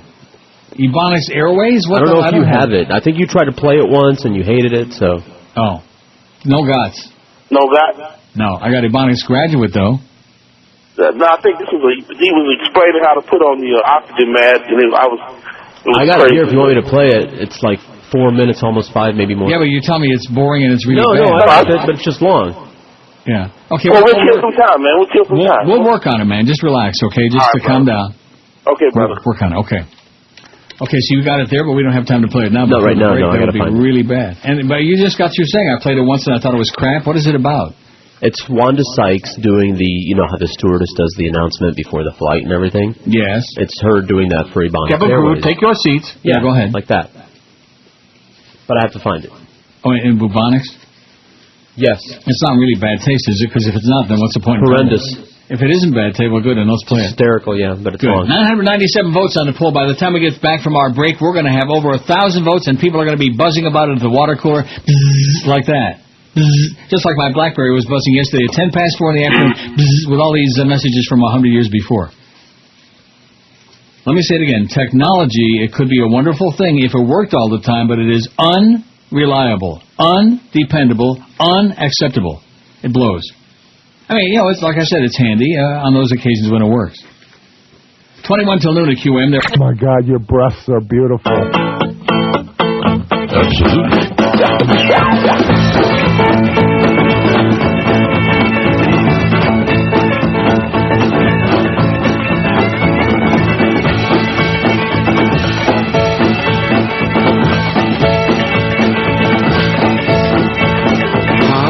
You like boobs a lot? Yes, I like boobs a lot. Boobs a lot, boobs a lot. I like boobs a lot. Really like boobs a lot. I like boobs a lot. Boobs a lot, boobs a lot. I like boobs a lot. Down in the locker room, just three boys. Beating down the locker room with all that noise. Singing, do you like boobs a lot? Gotta like boobs a lot. Boobs a lot, boobs a lot. Gotta like boobs a lot. Do you wear your jock a lot? Yes, I wear my jock a lot. Got to wear your jock a lot. Gotta wear your jock a lot. Jock a lot, jock a lot. Gotta wear your jock a lot. Got to wear your jock a lot. Gotta wear your jock a lot. Out on the football field, you never can tell what a heel can wheel. So you gotta wear your jock a lot. Chocolate, chocolate, chocolate. You gotta wear your chocolate. If I had a flag along, if I had a flag along, if I had a long flag along, if I had a long flag along, if you like boobs, I tag along. Baby, boppy, boob a lot. I like boobs a lot, boobs a lot, boobs a lot. I like boobs a lot, big and round. They're all around. They're big and round. They're all around.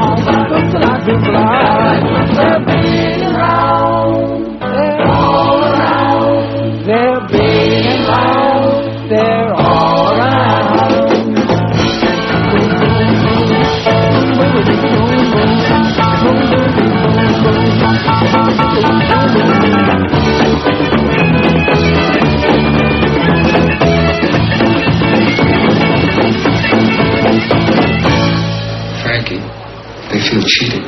Michael, are you sitting high up in the Sierra Mountains and you're drinking, what's he drinking? Champagne cocktails. And you're passing judgment on how I run my thing. Tua famiglia ancora porta il nome del Corleone. E tu sempre devi rispettare I cosi di famiglia. Oh, I love it. I just want to get that in there where he was speaking Italiano. It's just so schmaltzy, you know, like the whole Godfather thing. It's just schmaltz. I didn't know the Italians were into schmaltz when they come right down to it. 1,016 votes on the poll. 1016 will be. Let me say it again about that Barack Obama speech in Selma, Alabama over the weekend. My goodness, he is dynamic. He's living and breathing. He's got it. You know, there are certain intangible qualities that people have. I mean, this business about, well, he's a rock star. Yeah, if you want to call him that, whatever. But he's, you know, he's inspirational as opposed to being like a dead fish, like Swillery. Watch him speak and listen to what he says and listen to the substance of it and the way he presents it, and then watch all of these other candidates, every single one of them. They're about as dynamic as a dead bufo toad.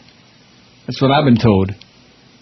Look at that phone, man. Dead as a doornail. What does that expression really mean? There's another stupid expression? I say these things all the time. I know. We all do. But you never really wonder, what does that mean? Dead as a doornail? I had a book once, and it was great. I wish I could find it again. Yeah. Was it the good book? No, well, I had that one too. No, it's called the Dictionary of Phrase and Fable, and you could look up any crap like that, and it gave you the whole story, what it meant, where it came from, etc. You know, there is a fog that has descended over this city, over Toronto right now, and I'm sitting here looking out my window and I see nothing. I don't know that maybe in L.A. I've ever seen a fog in the middle of a daytime like this that's so thick, like pea soup, and see nothing. I feel like I'm in London. Maybe I moved during the break. I don't know. Not good. Maybe that's an omen for the dentist later on this afternoon. Oh, I sure hope not. Oh. 1,016 votes on our survey today, on our sex survey. 5670560. I was going to take 1 million calls today, too. And pound 560 on the Verizon Singular Wireless line. I was going to line them up and just bing, bing, bing, bing, bing like the old days. Remember those days? Oh, yeah. Just like Tim Hardaway. Just like that. But I don't think it's going to happen. Just ain't in the cards. Oh, and speaking of the cards and Card Shark, so last night on the Game Show channel, they had the top 10 game show hosts of all time.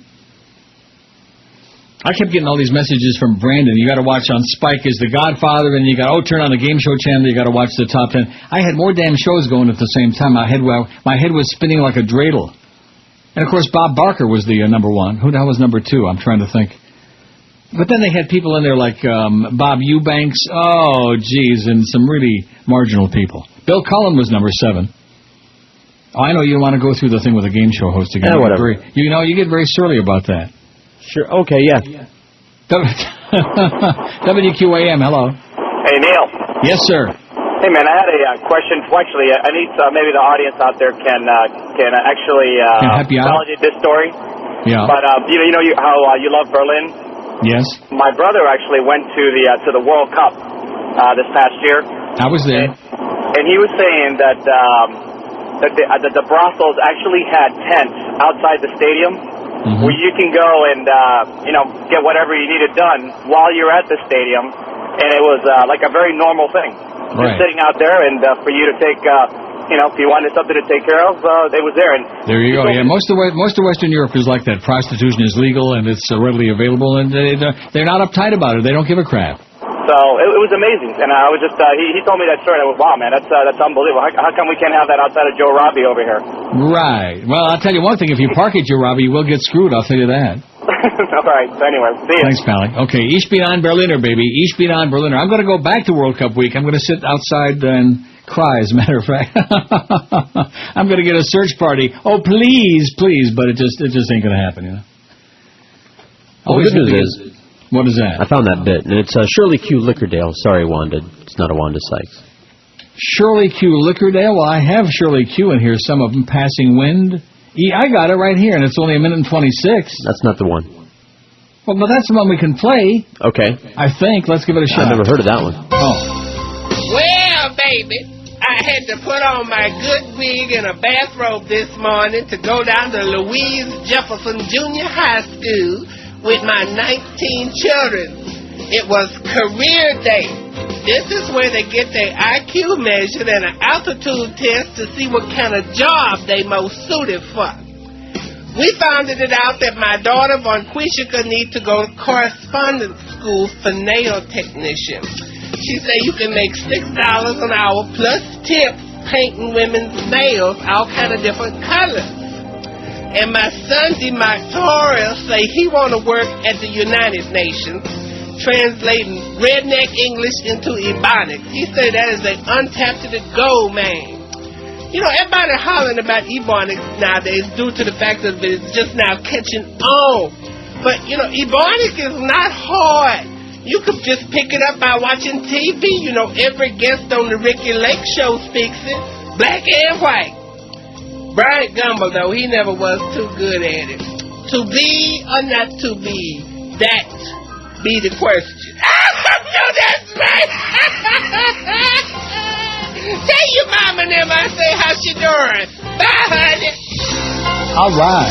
You know, I haven't played any of those in about 100 years, Shirley Q. Licker. You know it? I know it. I wonder what this one is. This is an official announcement from the United States Department of Humidity. These counties are under an extreme humidity alert until further notice. Please do not go outside wearing a wig of more than 2.2 per pound fiber. It is a high likelihood that you will begin to experience body odor if you do not practice personal hygiene. The governor recommends everybody stay in their house and turn on their air conditioners. This has been an advisement of extreme humidity. Well, they can't all be great, you know. But I thought that Ebonics one was pretty damn good, even though you didn't want me to play that one. Oh, no, it was fine, but that's not the one that the guy was asking for. Well, is the other one better? Yeah, it's better, and it's 4 minutes long. We'll get it in there, but it'll kill some excellent time, you know. Maybe you could go back to the bathroom during that. Who can? Me can. Oh, I could have done that during that other one. You know me. You remember this morning I had the episode we were talking before the show? You were back before you left. Oh, I got that down to a science. When you've been doing this as long as I have for about 100 years, and the nature calls, even when I was down there. And, you know, it's not a long walk to the tea room down there from the studio, but it's, you know, down the road to a grandma's house and around the corner and up the hill and whatever. And then everybody would drop their jaw in amazement. Oh, my God, we're only in the middle of the break, and he's back already. Well, you know, it's called having expertise in certain human bodily functions. Expertise. How are we doing on the survey, speaking of expertise? We got 1,026. Not too bad. Not too shabby. We got the Mad Dog at 2 this afternoon. In fact, it looks like a fairly pristine schedule up until 7, and then we got that opening tip stuff with Bimbo Coles, which is just, you know, I shake my head in amazement and dismay, you know. By the way, what did you get for your anniversary from the radio station, Neil? I got an email from Clarence. That was it. Didn't you get like a card? No. A mail, a candygram? No. What do they call them online? What do they call those? E-card? Oh, yeah. An E-card? No. I even get a Z-card. No. Not even a Joe Z-card, nothing. But that's okay. You know, they take you for granted, and, you know, do ask me if I care, because when it comes to be on Friday, there'll be a big, fat, useful paycheck coming in that envelope, man. In my P.O. box. There'll be a big freaking check.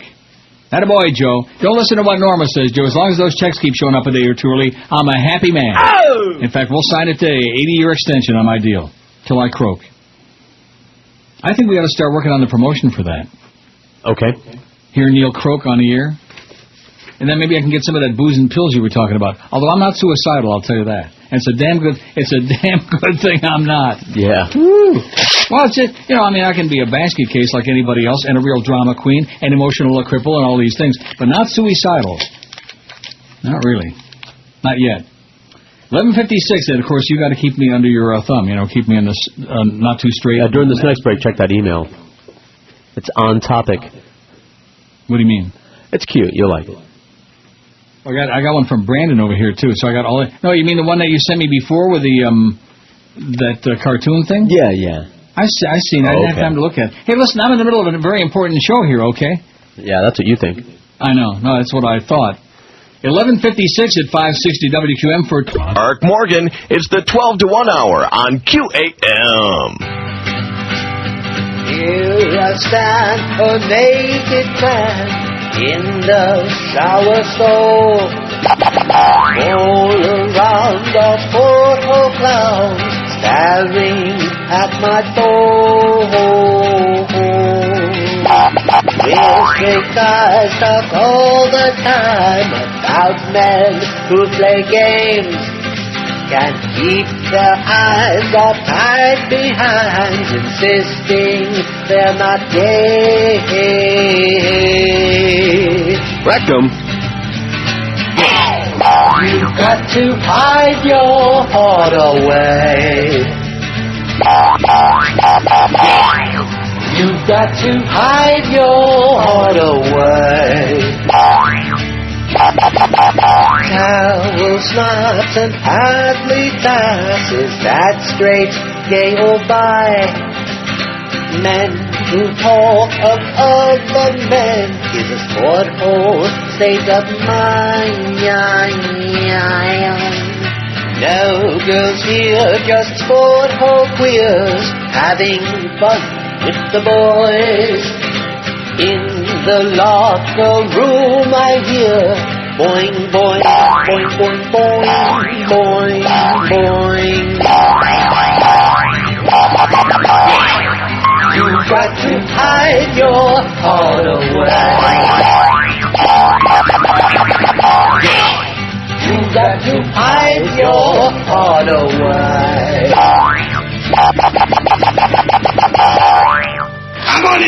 Non mangia Cannes, non mangia Las Vegas, e non mangia Miami. Conhyman Roth. Frankie Pentangeli, my hero. Oh! All right.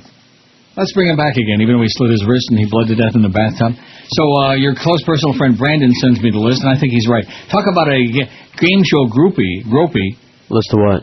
By the way, the poison gas game is show coming top in here. 10 hosts that I was just telling you about when you weren't paying any attention because you thought, oh, here we go, starting with that old stuff again, you know? No, I'm not paying any attention because the poison gas is coming in here again today. Oh, not again. And it's an all-new high, all-new record. This time there is no breathable air in here. We open the door, there's no breathable air out there. There's something, maybe it's so bad, maybe that's what, although the fog is clearing now, I can actually see let me tell you, and I'm not kidding, if it gets any worse, I'm leaving. Because we're swooning. Well, listen, you know, solidarity on this show. If you walk out, I'm walking out. All right, yeah, and they can play one of those famous tapes they like so much. That might do it. Like Neil Alien and the Pope would be good. Countdown was this, honey, and of course this really pissed me off. Number 10 was Bob Eubanks with a stiff neck, you know, who just horrible. Number 9, Pat Sajak. And and as much as I love that show and you hate it, but as much as I like it, he doesn't do anything, and she does even less. Because she's pretending to turn the letters, and of course it's all done electronically anyway, and she doesn't even have to touch the thing and they light it up, but it's just, it's just for show. Bill Cullen was number 8. See, how could Bill Cullen be so low, and they raved about him and how great he was, and he was the consummate pro, and blah, blah, blah, but he's all the way down there, number 8. Number 7 was Chuck Swillery. Oh, Chuck Woolery, give me a break. Oh, I want to vomit. And number 7 was the Wink Martindale with his 86 teeth. Number 5, you'll be Alex Trebek. Canadian boy, Alex Trebek. Speaking of Canadian, Monty Hall, number 4. Number 3, Survey said, Richard Dawson. And speaking of Survey said, and Richard Dawson, who was also on, of course, Match Game until his ego, and they didn't even point out that he got booted off the show. So guess who was number 2? I give up. I'm giving you a little... Gene Rayburn? Gene Rayburn, yeah. Was number 2. And number 1, well, you know who number 1 was. I told you, Bob Barker. And as a matter, gee, we missed it by a few minutes. The Price is Right, it just went off at noon. Damn it, wouldn't that have been sweet if I could open up that pot and play the little The Price is Right? I could always play Frankie Pentangeli. Frankie.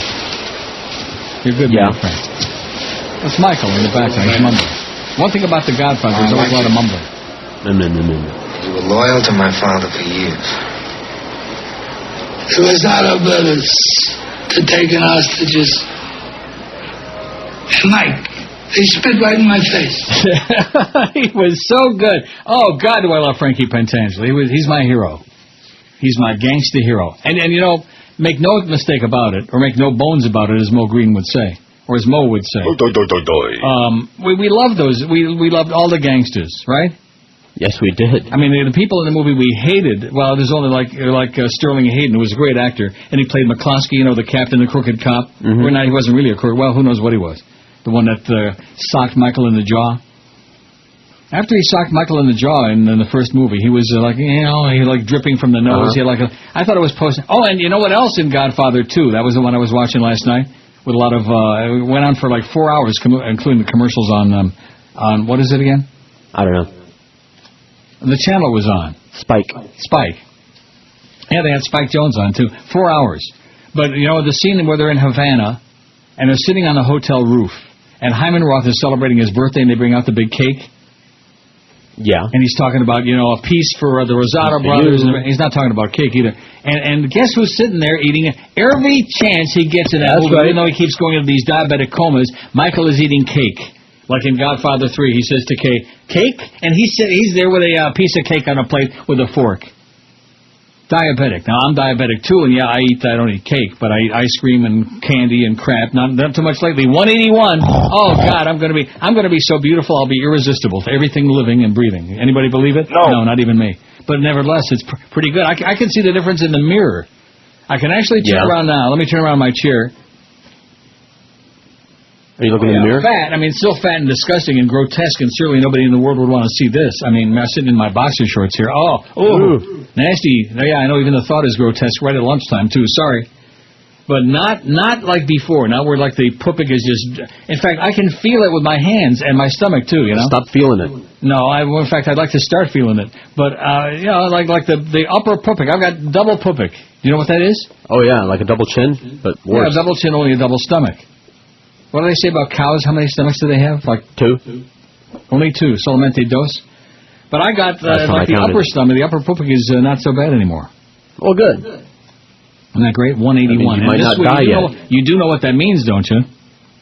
What? Since it's only Monday, that by the weekend, guess what? 170s. Ooh. Do you know what a barrier that's going to be? I have lost 14 pounds. How much more before you can see it without a mirror? Before I can see what without a mirror? I got news for you. My eyesight's pretty good. You must be dreaming, okay? You give me too much credit. Remember the line? What was his name? Not Saluzzo. Was it Saluzzo? Yeah. He says, "You give me too much credit." He was in the car when they were on the way. They were going to Louis in the Bronx. He says, "You give me too. I had my chance. Now I'm the hunted one. Remember that? Mm-hmm. Yeah. You give me too much credit." Saluzzo. Every actor, what a movie. I'm gonna sit and I'm gonna watch Godfather all week long and eat Italian food and get back up to 200. No, 181. Do you know how many years it's been since I've been under 186? No, how many? Let me tell you right now. I would say let's take not that the audience really cares all that much. Oh yeah, we care about you, Neil. We want you to be slim and trim and live to be 100 and be on the air for 1 million years. Yeah, good luck. Last time I was in the 170s was 1975. I was working at J&O in West Palm Beach, and I told you I lost 100 pounds in a year, and I got down to 170. That was my low point, so to speak. Actually, that year was kind of one of my high points. I told you that. I was busy that year. But anyway, 75. So, because I wasn't a giant tub. It's a lot easier, and, of course, back then, I was 33 years old. So I was young and, almost probably as close to human-looking as going back to when I was in college. So we're talking 32 years ago. This is the lowest weight I've had in 32 years. Isn't that a major accomplishment? Yes, it is. Yeah. Let's hear it. Let's hear it for the fat old faggot, okay? That's what Ann Coulter says. He's a faggot. Yeah, well, you're a piece of crap, man. And there's no comma in there either. Oh, I guess there could be, couldn't there? I guess there could be. There could be. Or not, is the case. All because they're backed up by that Jew in Miami. There you go. Oh, man. I don't know what it is. Well, I don't know. Just let's face it. He has a fairly distinctive voice. What would you say? Yes, I would. Yeah. Don Corleone said this, and Michael Corleone said that. I said, yeah, sure. I actually, if I had any brains, I should have taped that. I love this. I love the scene where the senator is trying to shake Michael down for the gaming license for that other casino. That was great. He wants $250,000, and he wants this, and so much a month, and 5% of the total take from all 4 casinos. And he's starting to walk out, and I'll wait to get your response tomorrow. And Michael says to him, "I can give it to you right now, Senator." And he turns around with a smile like, he's going to tell him, and he says, my offer to you is this, nothing. Oh, I love that scene. God, do I love it.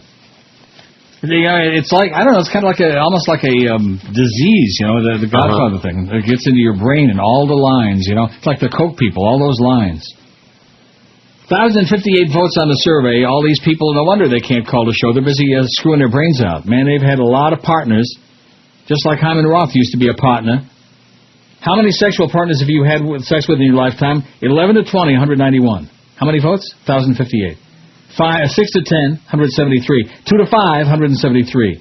21 to 30, 103. 31 to 50, 92. Wow! What a bunch of preverts. 51 to 100, 87. Over 100, I'm a stud. That's me, 57. Countless. And you know what I'm thinking about? What are you thinking about? No, granted, I'm glad we're getting a big response on the survey, but who really counts? How do you know whether it's 32, 35? I mean, are people like making notches on their belt or on their armpit or on their headboard thing, Yeah. They are. Well, don't cut too deep. Over 100, I'm a stud, 57. Over 100, I'm a slut, 46. 1, 45. 45 people have had one sex partner in life, and probably in those cases, probably just themselves. None, 25. I'm a priest, God only knows. Oh, God! 24. Well, hey, listen, they got to do God's duty, and it is, of course, to altar boys. Yes, it is. I hate this poll, 22, 2%, and what is sex? 20 silly people who, we give people a chance to be silly. What's wrong with being a little bit silly, right? Right. Thank God I don't do that. So 32 years, a low point on the scale, on the Richter scale. Now, you're confident I'm going to get down, because like I told you, I might have like a bratwurst or something for lunch, and then it's off to the dentist. Right, nothing wrong and then with when you come back from the dentist, you're like jaws like, and you certainly don't want to eat, So maybe I'll get a little wonton soup or something like that and wash it down. Well, that's good. I'm thinking tomorrow maybe 170s. Certainly by Wednesday, at the very latest. By Woodbine Wednesday. Okay. Now, what point? Because I got down to 170, and when I'm talking 75, of course, I was a lot younger, and now it just got flab. This puppy is just flabby. Because you think I'm doing exercise? Oh, brother, I'm riding the bike? Oh, yeah. Yeah, sure. So I'm thinking now more like 160, because it's not. Back then, it was like almost a little bit toned, and I was doing exercise back in the day in 70. Lose 100 pounds in a year. And then, of course, like everybody else, I found it. Kill God? Absolutely.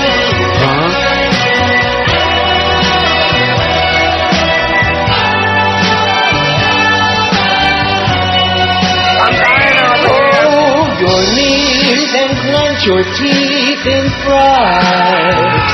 We're invaded by the Moonanites. We are Moonanites. Superman might save the day.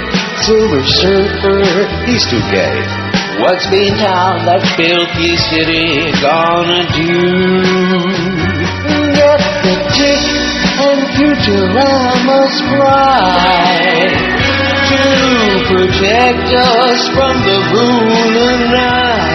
We are the Moonanites. We've got aliens at large with names like Bart and Marge.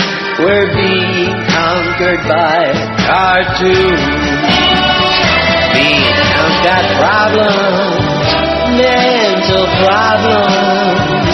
Must overcome their fear of cartoons. You can defend us with the help of Roger the Alien and Underdog. SpongeBob can make the Christians cry. Boston must be scared of Family Guy. Drawn together they can win against invaders in. There's not a lot that you can do in a city that's run by fools.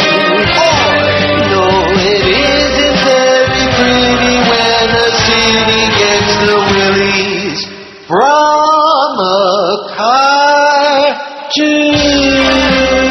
We are the Moonanites, and our culture is advanced beyond all that you can possibly comprehend with 100% of your brain. Feel it in the We are Moonanites from the inner core of the moon. We are the Moonanites, and our culture has advanced beyond all that you can possibly comprehend with 100% of your brain. All right, the world is coming to an end. The Moonanites have landed. 1,071 votes on the poll. Something interesting, another technical piece of chazarai, as they say in Egypt. Chazarai. You know what chazarai is? Yeah, it's stuff. Yeah, crap. But you know what chazer is? Chazer is like a freeloader, like a schnorr. No, chazer is a pig. Oh, okay. And so, like, if somebody's like a glutton or a gluton for punishment, or like a glutton at the table, like somebody who's, eating everybodying pizza, for example, that would be a chazer. All for me! Right, chazer. But a chazer technically means a pig. I mean, I'm just passing this along because we're teaching Yiddish to Goyim out there. It's an important service. 1,071 tallies on the poll. They're busy doing it. They want to get from one bracket to the next. Maybe by 2 o'clock, a lot of you can move up in the hit parade a little. Now, do you want to play that thing? Oh, I really, really do. Well, go for it. Well, wait a minute. What? Okay. What do you... That's why I don't want him touched. You don't want him touched? No. I want you to be fair with him. You want me to be fair with him? Tom, how can you be fair to animals? Tom, for Christ's sakes. Listen, they recruit sticks. They recruit needs. They do violence in their grandmother's neighborhoods. And I tell you, everything with them is whores. Whores! In our body, jump, go! And they leave the gambling to last. I want to run my family without you on my back. I want those Rosado brothers dead. No. Martha. Yeah. No. Just this once. I'll let you ask me about my business, Kay. Just this once. And then I'm going to lie through my teeth. Yeah, I'm going to tell you. No. Is it true, Michael? No. He's so good at scary, And it's too bad he made that damn awful movie, The Scent of a Woman. Is it? Because he kept going. I'm glad I never watched it. Didn't he win an Oscar for that? I think he did. I don't know. I mean, when you think of all the great movies he's been in, and then he's been in a couple like Cruising, which is one of the worst pieces of garbage in history, and he said that he regretted ever having done it. And then, of course, Scent of a Woman. One of my gay friends made me watch that movie. What's that? Cruising? Oh, I'm so sorry. He thought it would spark something or something. I don't know. Yeah, when you finish watching that movie, you'll say, Ann Coulter is right about them faggots. I guarantee you that. Okay, let's play that thing, and I won't stop again. Maybe I will, but I probably won't. Good morning, ladies and gentlemen. Welcome aboard.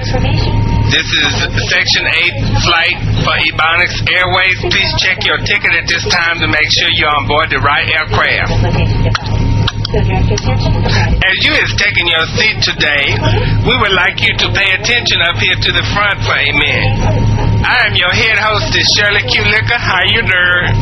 Also assist me in the cabin today is Shamika, Danita, Laquita, Bonita, and Miss Rhonda. And we don't know what sexual orientation Miss Rhonda is or what her gender is, but you can ask her when she be seated. Today's flight is on a McDonnell Boeing MD-4040 aircraft. It is a double-deck whisper jet, honey. If we run into any problem on the aircraft today, our captain is Reverend Cleotis Jefferson, who is also pastor of Macadamia Jubilation Congregation. And he is assisted today by Deacon Earl Clovis, and we want to welcome him into the spirit of the Lord. Ladies and gentlemen, it have come to our attention that we have a celebrity on today's flight. Let's give it up and put your hands together for the complex multi-talents of Miss LaToya Jackson, who is flying first class with us today. I would like to point out that regulations do require that all firearms be securely stowed for the duration of the flight today to New Orleans. Ladies and gentlemen, we as your cabin crew is pleased to serve you. Do not hesitate to ask for assistance. However, the stewardess do not appreciate if people are feeling up on their legs. In the event of a change of altitude, oxygen mask will drop in front of your face. Please ask your child to remain seated at all times and apply their mask after you have applied your own mask. We ask at this time that you do not spill things on our carpet and it is not yet paid for. Ladies and gentlemen, if you look to the back of the aircraft, you will notice it is a restroom for your convenience located in the back and one up here in the front. But the one in the front is for first class only, thank you. Please note that the blue water will not dissolve a hair weave. But But if you are an older individual, and I notice we got some old people up in here today, how y'all doing? We ask that you please use discretion and do not attempt to flush a disposable undergarment. On Ebonics Airways, if you choose to smoke, that is of course your business, and the airline do not be responsible if the white folks on the ground finds out about it. The smoke detectors in the restroom has been disconnected for your convenience, but we still ask, please do not smoke clove up in here. Our flight time today is whenever we get there, we get there. At this time, please be seated and excuse me to this lady down here in row 13B. Okay, I'm going to have to ask you to remove your hat as it violates FBFA regulations, okay? One final reminder today, our aircraft is not a church. The combination of liquor and altitude is not the same as getting happy. And I want to announce that also we do not allow any loud talking up in here. We appreciate you flying with us today, and we ask that you sit back and fasten your seatbelt, and you know how to do that, so I ain't going to tell you. If you're that ignorant, you need to get off the plane. We hope you enjoy your flight today. Now sit down and shut up, and here we go.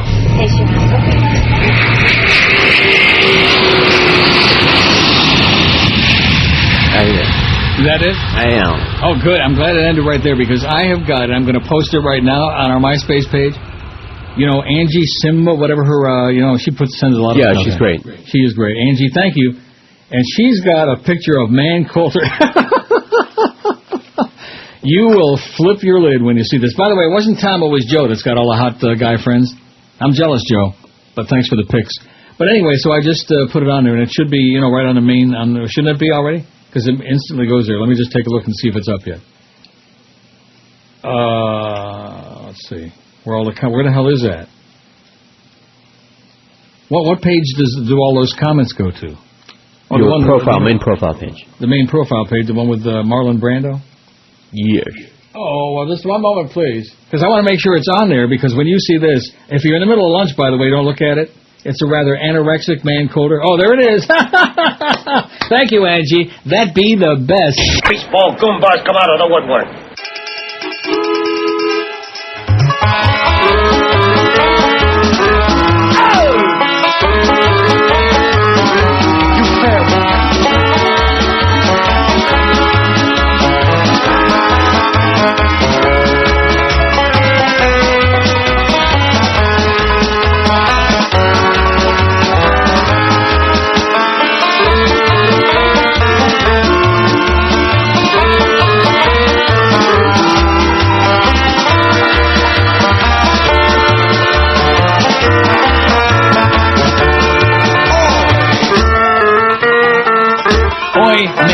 Okay, it's 12:32 at 5:60. What does that mean, oi mean? Well, I say that at the end of the prayer. Baruch atah Adonai melech haolam, whatever. Berei pri hagofim. Blessed is the wine. And then they say, oi mean, oi mean, oi min. So anyway, I get a message from one of my correspondents on there, and we got 1,248 members on the Friends on the MySpace page. And about the BlackBerry, he's also been having issues. Yeah. I don't know. I haven't had really that many issues with it until over the weekend, and boy, it was just a disaster. What? Nevertheless, they do happen. They have issues. Those issues.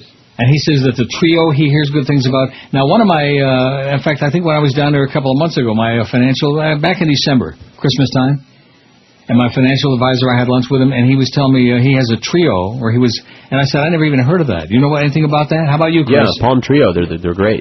They really are? From what I hear. The ads look good. I know a couple people that have them. They say they're great. It's an actual handheld computer, in other words, as opposed to it does a few things, like the Sidekick that I have does a few things, the BlackBerry does a few other things. This thing does everything that a computer does. Really? Yeah. Kind of like a great sex partner. It does everything. Yes. That would be nice. But anyway, so I guess I better look into that. And I don't know. See, what I don't understand is that if you have, when you buy these devices, for example, my BlackBerry is with Rogers Wireless. Which Rogers here, not... Oh, God! They have everything. They got the cable, they got your telephone, they got your wireless handheld, they got the stadium where it used to be the Sky Dome is now Rogers Center. Oh, and speaking of the Rogers Center, right next door is the CN Tower, which is the tallest freestanding building in the world. Did you know that? No, I didn't. Yeah, it's the tallest freestanding building in the world, and then you can take the elevator and go all the way up to the top and look over. In fact, you can look right across Lake Ontario and probably see, oh my God, that's where Don and Bob's used to be. There's where Neil went to elementary school at Brighton High, Brighton, whatever it was. But whatever. By the way, that picture is beyond belief. The Ann Coulter one? What did I tell you? Thanks, Angie. Hysterical.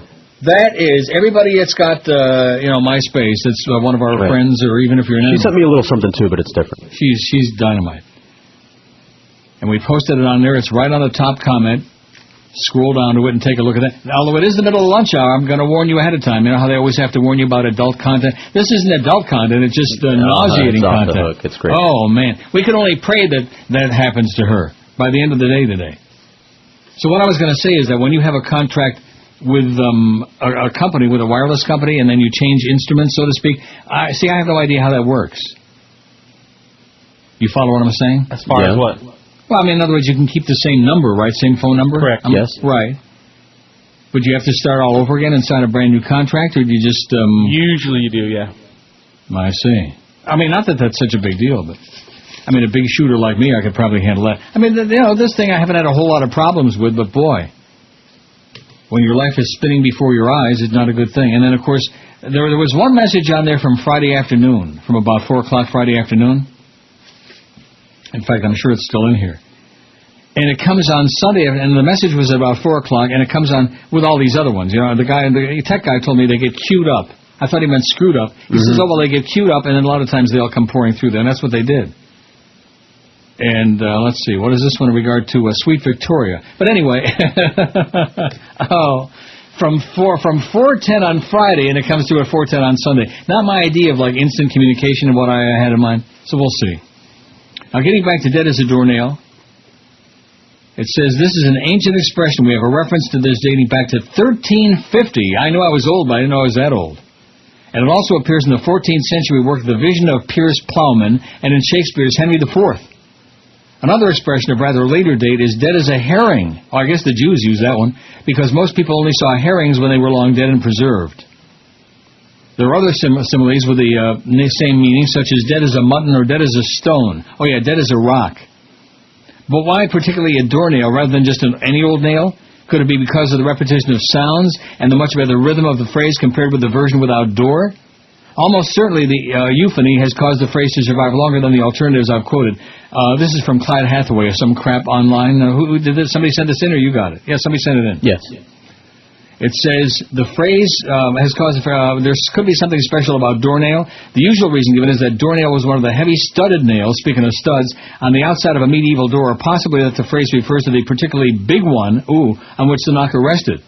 A doornail, because of its size and probable antiquity, would seem dead enough for any proverb. The one on which the knocker sat might be particularly dead because of the number of times it had been knocked on the head. Kind of like Mo knocked on the head. Look what it did to him. But William and Mary Morris, in the Morris Dictionary of Word and Phrase Origins, quote a correspondent who points out that it could come from a standard term in carpentry. If you hammer a nail through a piece of timber and then flatten the end over the inside so it can't be removed, a technique called clinching, the nail is said to be dead because you can't use it again. Oh, I see. I didn't know that. exactly what they're talking about. Sure. You know, doornails would very probably have been subjected to this treatment to give extra strength in the years before screws were available. Oh, if there were no screws available, how come we're still here?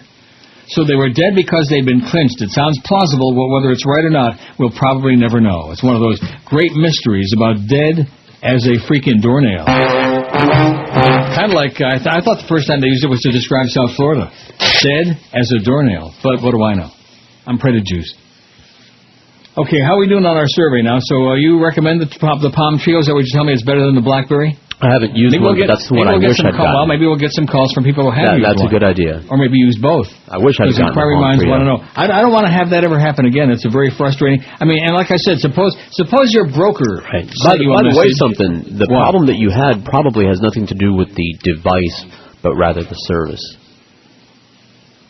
So having. Well, I don't know. That's not what the guy told me. Well, nevertheless. Because I assume they had all kinds of weather issues and they had a recording on there Saturday morning about because of ice storm and windstorm and bada-beep bada-boop up in Markham, and as a result a lot of problems sending emails and messages and receiving, etc. And it was sending, but it wasn't receiving. My messages were going out okay, but I had no way of knowing if anybody responded because there were no messages incoming. Spastic is what it was. I see. Yeah, well, I explained the whole sad scenario to you. And like I said, suppose your broker sent you a message on there, because I do get my emails on there too, and like you never got it. And it was like, oh, gee, there's a stock for 40 cents that I can put like 50 grand in and you'll have $40 million in a week, something like that. And then you got the next day. Now here it just buzzed right here, and it's about some pills. And I guarantee you know what pills this is got? I guarantee what it's about. Oh, yeah, let's guess. What is that all about? I mean, why do we keep getting these? Oh, yeah, ED. Erectile dysfunction things. It's almost like QAM with our spots. Offshore gambling and erectile dysfunction. 1118, that's what we got on the survey. Not too bad. So maybe we'll get a call or two about the Treo, and then again, maybe not. Who knows? In fact, look at those phones, man. Maybe when the break is done, we'll get something really useful on here that we can stink our teeth into. 20 to 1 at QAM. Howard David's a bitch.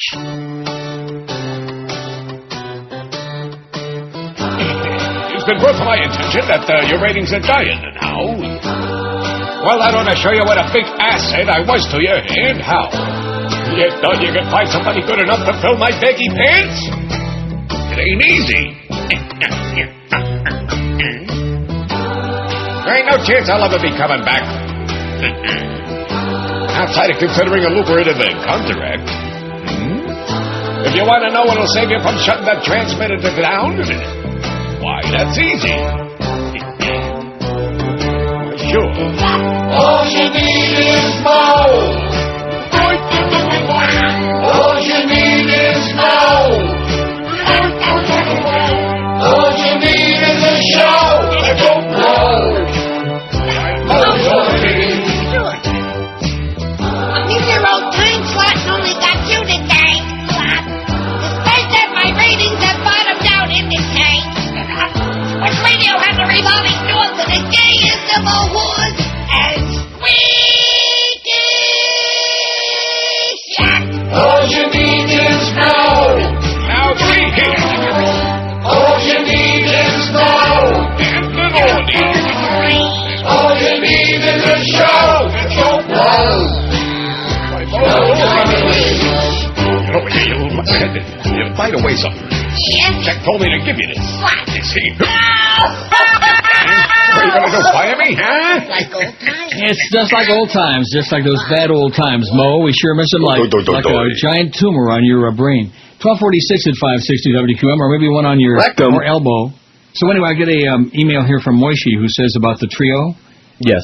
You know, our mutual friend Moishi, he said, George is right. It's a network thing and not so much a device thing, but they rather put it on the device instead of the network. Stay away from the Treo, it says. Oh, wow. Well, that's what he says. All right, then. He says stay away from it. Then there's another message where he says, my T-Mobile Dash is a Windows-based and never skips a beat. What does that mean? Oh, T-Mobile has another version of the Treo. It's not a Palm Treo per se, but there are other devices that do the same thing that aren't... Like beside my BlackBerry? Correct, and my Sidekick. In other words, all-inclusive handheld computer type things. Well, like I said, the phones were ringing off the hook before the break, and now that I'm ready to talk about it, well, you know, once that 45-minute delay catches up, 5670560, pound 560 on the Verizon singular wireless line. And, of course, line 9 is the one that's ringing, and it's always a very short call. QAM. Hello? Yes, sir. Uncle Neil. A real caller on line 9. I can't believe it. Yes, sir. This is a real caller. All right. I called in. I wanted to talk to you about a movie I rented this weekend. Yeah. Godfather got me to call in. It's not that, but it's called Miller's Crossing. Did you ever see it? Yeah, I have seen that. It's a mob movie, right? Right, with Irish mob versus Italian mob. And they take the guy out there in the woods like they're going to shoot him and whatever. I forget exactly what the hell happened, but I do remember that, yeah. It was kind of not the greatest ending, but it had a lot of funny scenes. I enjoyed it. Yeah, it was the okay. Coen Brothers movie, the Fargo guys. Right. Anyway, well, I thought I might have a new one. It's an old movie, but I'd never seen it, and it was just something different. It's very hard to find any good movies out there right now. That's for damn sure, man. But first-time caller, and also I'm from Caledonia, New York, originally. Wow. Well, nobody's perfect.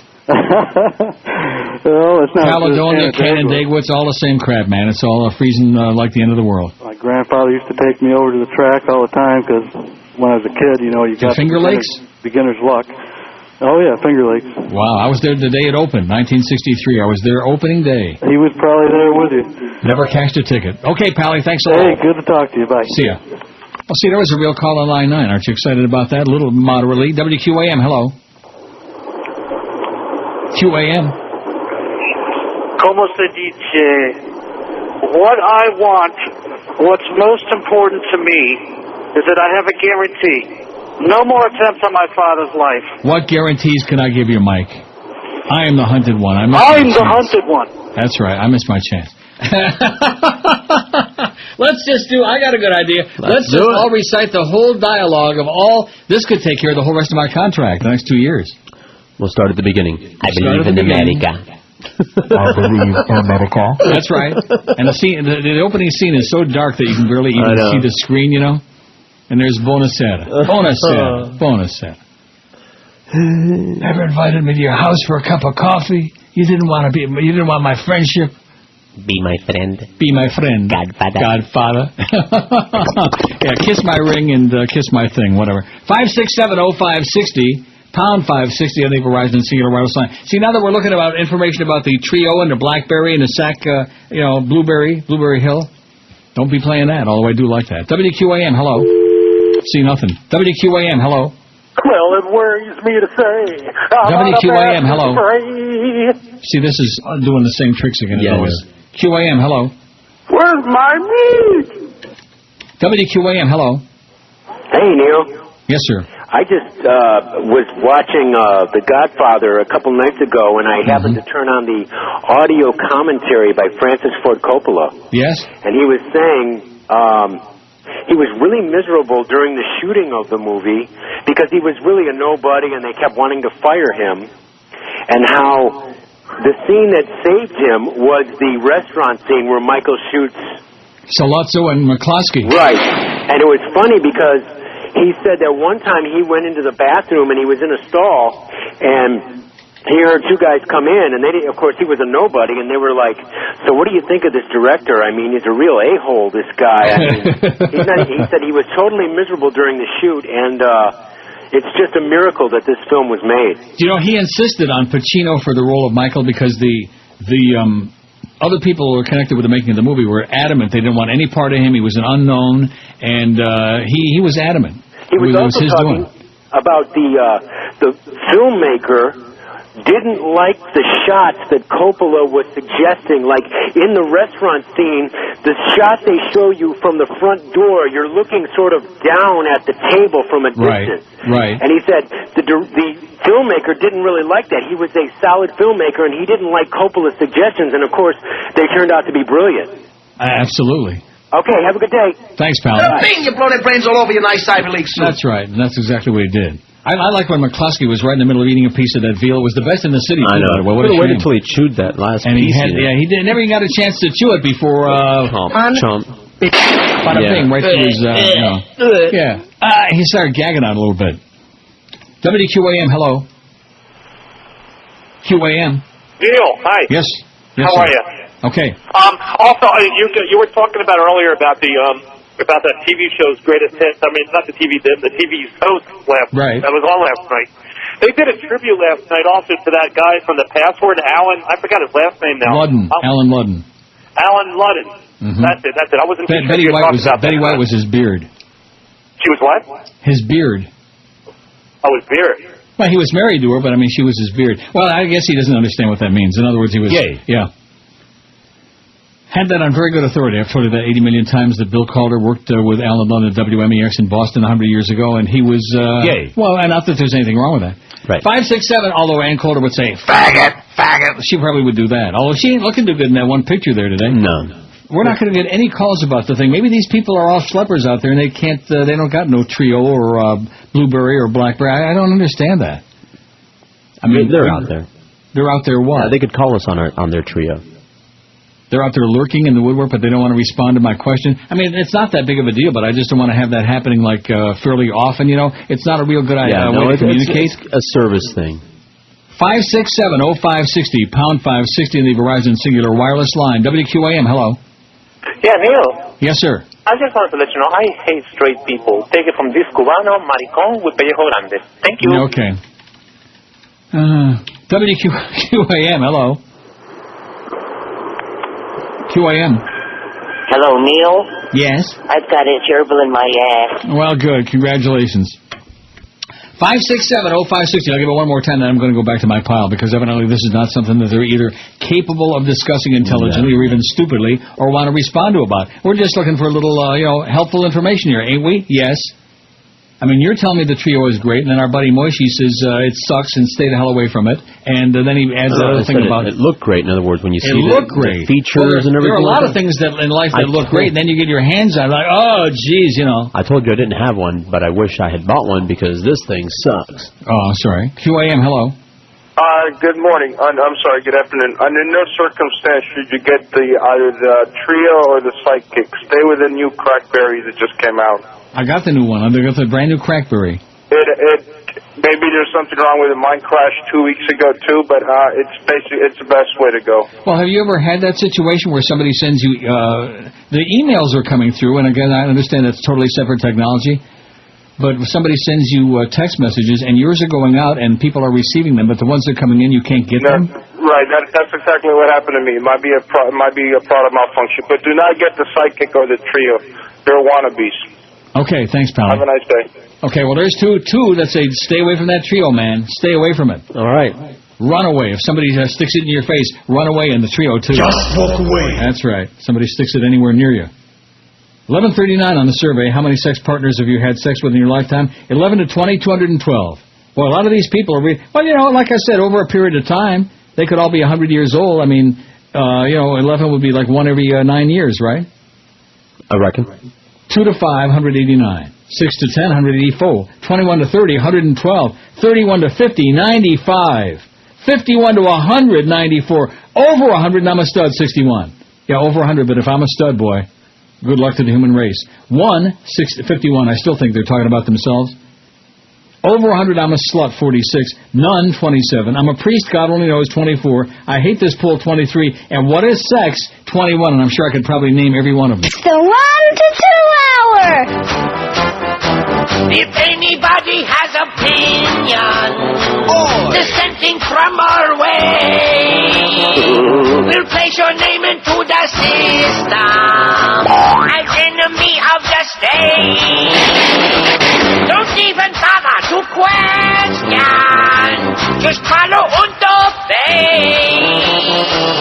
Everybody's turning fascist, fascist USA. In the act of patriotism, we're watching all of you. Everyone's under suspicion, so that's what you do. We've got information on all you mindless fools in Bush Fatherland Nation, fascist USA. You gotta hate those Jews and Clinton liberals too. Believe everything we tell you on the state-run news. Blood war and for corporate, fill up your Escalade. A Reuben Cheney Bush venue, fascist USA. We don't mind to see our jobs go, a bad economy's good. We're fascinated by J-Lo. Don't read no stupid books. All now are embracing the Pax American way. Everybody's turning fascist. Fascist USA. 102 at 560 WQAM. I guess the Treo is down the tube, down the tube. I reckon so far. Doesn't sound too good. WQAM. Hello. QAM. Hold it for Neil. Yes, sir. Speaking. Hi, Neil. I've never called you in 20 years, but this is the only reason I can call. The Treo sucks. Really? That's really, really bad. It's not a phone. It tries to be a phone. Yeah. So it's not worth it. Okay, thanks, Pally. Thank you. Talk to you in 20. Glad to hear it. Now I don't feel so bad. Yeah, now you don't feel so bad that you can get that Treo that you wanted, because so far we've had 8 million calls and an email or two there, and it sucks, the Treo. I know, I like my BlackBerry. I don't have any problem with my Crackberry, but, it had issues, and that was my point. I'm not so much talking about the device, I'm just talking about the technology. Well, I'm very sure your issues had to do with the service, regardless of what they say. Well, that's not what the guy told me. He said he had no complaints. Bada beep, bada boop, bada bop. And who does he work for? Rogers Wireless. He's a tech guy. Exactly. Well, what do you mean, who does he work for? What is that exactly? What does that mean? Why would he admit that, no, it's their technology? Well, why would he lie to me? If they had some problem in the system, they never lie about that. What would be the point? In addition to which, if the problem was in the system, how was he able within like 60 seconds? I opened up the back, I took the battery out, he told me wait a few seconds, I put it back in, and I saw the thing authorizing, came on there a couple of times, and then he sent me a text message, and it came right through, said, okay, you're all set. And I was. So if it was the system, he couldn't have done that, unless he's got a magic wand. Frank Rich has got a really good column here, and he rips Hillary an ass, and deservedly so. It's very long, though. It might take me this whole half hour. Oh, no, Neil. Yeah, it's going to have to be a two-parter, I think. He says, bring back the politics of personal destruction. Frank Rich in the New York Times was really great. Do I dare do this or what? Do it. I'm going to do it now. Okay, I'll do it now. If you had to put a date on when the Iraq War did in the Bush administration, it would be the late summer 2005. That's when the bungled federal response to Hurricane Katrina reenacted the White House bungling of the war, this time with Americans as the principal victims. The stuff happening on Brownie's watch in New Orleans was recognizably the same stuff that had happened on Rumsfeld's watch in Baghdad. Television viewers connected the dots, and the president's poll numbers fell into the 30s. About 30, man. There they've largely remained, at least until Friday, when the latest New York Times CBS News poll put him at 29. Now this pattern is repeating itself. A searing reenactment of the Iraq War's lethal mismanagement is playing out on the home front, again with potentially grave political consequences. The Washington Post expose of the squalor at Walter Reed Army Medical Center, where some of our most grievously wounded troops were treated less like patients than detainees, has kicked off the same spiral of high-level lying and blame-shifting that followed FEMA's Katrina disasters. Just as the debacle on the Gulf was a call to arms for NBC's Brian Williams and CNN's Anderson Cooper, so the former ABC anchor Bob Woodruff has returned from his own near-death experience in Iraq to champion wounded troops let down by their government. And not just to Walter Reed. His powerful ABC News special last week unearthed both a systemic national breakdown in veterans' medical care and a cover-up. The Veterans Affairs Department keeps two sets of books, one telling the public that the official count of non-fatal battlefield casualties in Iraq and Afghanistan stands at 23,000, the other showing an actual patient count of 205,000. Why the discrepancy? A new brownie, Jim Nicholson, the former Republican National Committee hack, whom President Bush installed as Veterans Affairs Secretary, tells Mr. Woodruff a lot of them come in for dental problems. Yet 2007 is not 2005, and little more damage can be inflicted on the lame duck Bush White House. The long-running Iraq catastrophe is now poised to mow down a second generation of political prey, presidential hopefuls who might have strongly challenged Bush war policy when it counted and didn't. That list starts with the candidates long regarded as their party's 2008 favorites, John McCain and Hillary Clinton. Senator McCain, who unlike Clinton fervently supports the war and the surge, is morbidly aware of his predicament. This once ebullient politician, I sure hope the ebullient guy didn't hear that. This once ebullient politician has been off his game since a conspicuously listless January Meet the Press appearance. Last Thursday, he had to publicly apologize after telling David Letterman in an unguarded moment of genuine straight talk that American lives are being wasted in Iraq. Barack Obama had already spoken the same truth and given the same pro forma apology. Last week, a Washington Post ABC News poll confirmed Mr. McCain's worst political fears. Rudy Giuliani now leads him 2-1 among Republicans, a tripling of Giuliani's lead in a single month. Mr. Giuliani is also a war supporter and even contributed a brownie of his own to the fiasco, the now disgraced Bernie Kerik, who helped botch the training of the Iraqi police. But unlike McCain, Mr. Giuliani isn't dogged by questions about Iraq. To voters, his war history begins and ends with the war against the enemy that actually attacked America on 9/11. He wasn't a cheerleader for the subsequent detour into Iraq, wasn't in office once the war started, and actively avoids speaking about it in any detail. What makes Giuliani's rise especially startling is that his liberal views and messy personal history are thought to make him a non-starter with his own party faithful. These handicaps haven't kicked in, and the Beltway explanation has it because benighted Republican voters don't yet really know that America's mayor once married a cousin or that he describes himself as pro-choice. But perhaps these voters aren't as ignorant as Washington thinks. After the flameouts of Tom DeLay, Bill Frist, Rick Santorum, Ralph Reed, and other Bible-thumping politicos who threw themselves on the altars of Terry Schiavo or Jack Abramoff, maybe most Republicans could use a rest from the moral brigade. Maybe these voters, too, care more about the right of life of troops thrust into an Iraq civil war than of discarded embryos used in stem cell research. The same cultural dynamic is playing out among Democrats, though Mrs. Clinton doesn't seem to know it. Her poll numbers, too, are showing erosion, some of it because Mr. Obama's growing profile among African Americans, but some of it in a Times survey after her dust-up with the Hollywood tycoon David Geffen. Most Washington hands declared Mrs. Clinton the winner in that spat because she had forced Mr. Obama off his high horse of hope, but there's no evidence to support that theory. In the real world, most Americans don't know who Mr. Geffen is. There wasn't even any video of him to run on Hardball, where the Clinton campaign spokesman's Jim Cramer-esque hyperbole made him look threatened by Mr. Obama's rising popularity. The most revealing aspect of the incident was not in any case the who's up, who's down prognostications for a primary process some 10 minutes away. Rather was the fervor with which the Clinton campaign accused Mr. Geffen and Mr. Obama of practicing the politics of personal destruction. This over-the-top reaction seemed detached from reality, almost as if the Clinton camp were nostalgically wishing it could refight the last political war and once again clobber repellent old impeachment nemesis. But that battle may not be in the offing. Anti-Clinton rage has cooled, and the Clinton-hating industry ain't what it used to be. As the Times reported last month, even Richard Mellon's scaife, who bankrolled much of the vast right-wing conspiracy, has moved on. As with Mr. Giuliani's marital history, any scandalous new revelation about the Clintons' private lives might play out less momentously in post-9/11 America than it did in the last century. You can't blame the Clinton campaign for praying it had Kenny Starr and the American Spectator to kick around again. It would be easier to fight that war than confront the one in Iraq. Far easier. Senator Clinton's words about the war still don't parse. When I made this point previously, a Clinton ally phoned to say that whatever the senator's Iraq statement, she's an exceptionally smart and capable leader by any presidential standard.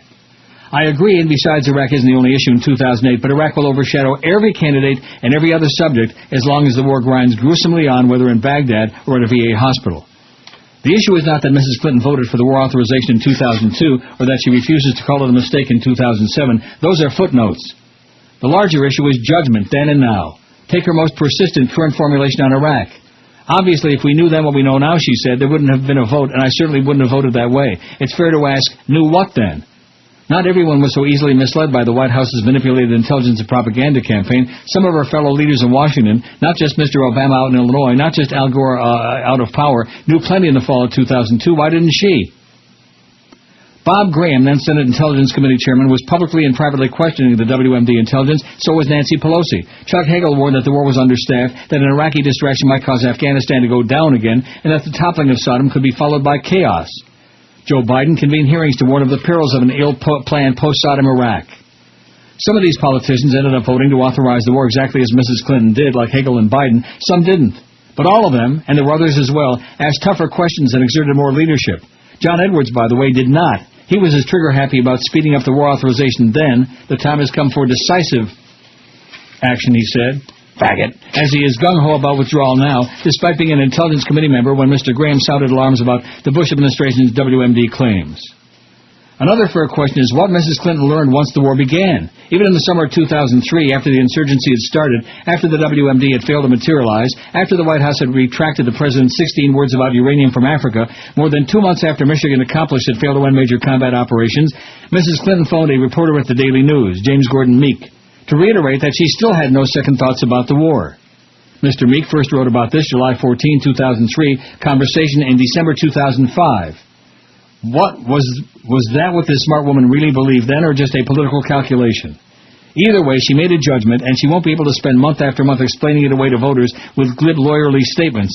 The politics of personal destruction, should they actually visit the Clintons once more, will not take America's mind off the politics of mass destruction in Iraq. Well, see, I got it all done in one sitting there. How do you like that? Very nice. Nice reading, Neil. Excellent job. Reading those bedtime stories. Sensational job. Frank Rich in the New York Times. I'm trying to rip it up, but I'm too much of a wuss to do it. 1171. They never followed up on that dangerous package in Miami. Did you see that suspicious package? No. Oh, my God. There are a lot of suspicious packages on South Beach. Take a look at it. Congratulations. Get a life. They're two Miami cops with a hot new beat. They're on the streets fighting crime. Hey, Pops, that's a handicapped space there. Yeah. In Hallandale Vice. We got a problem. The Gray Gang is up to their old tricks. Lieutenant, isn't that the group of senior citizens who went around trying to get the early bird special after 7? Yeah, they're back in town. Let's go get them. They'll stop at nothing to clean up the streets. Hey, lady, you can't cross here. You'll have to cross at the light. And they're determined to clean up the smuggling business. All right, sister, you're under arrest. Oh, so now you're arresting my wife. What's the charge? Possession of powder. Open that purse, Tub. Let's see that white stuff. Yeah, just a thought. You've got over 100 bags in here. Of what? Sweet and low. From that restaurant you just came out of. Let's take them in.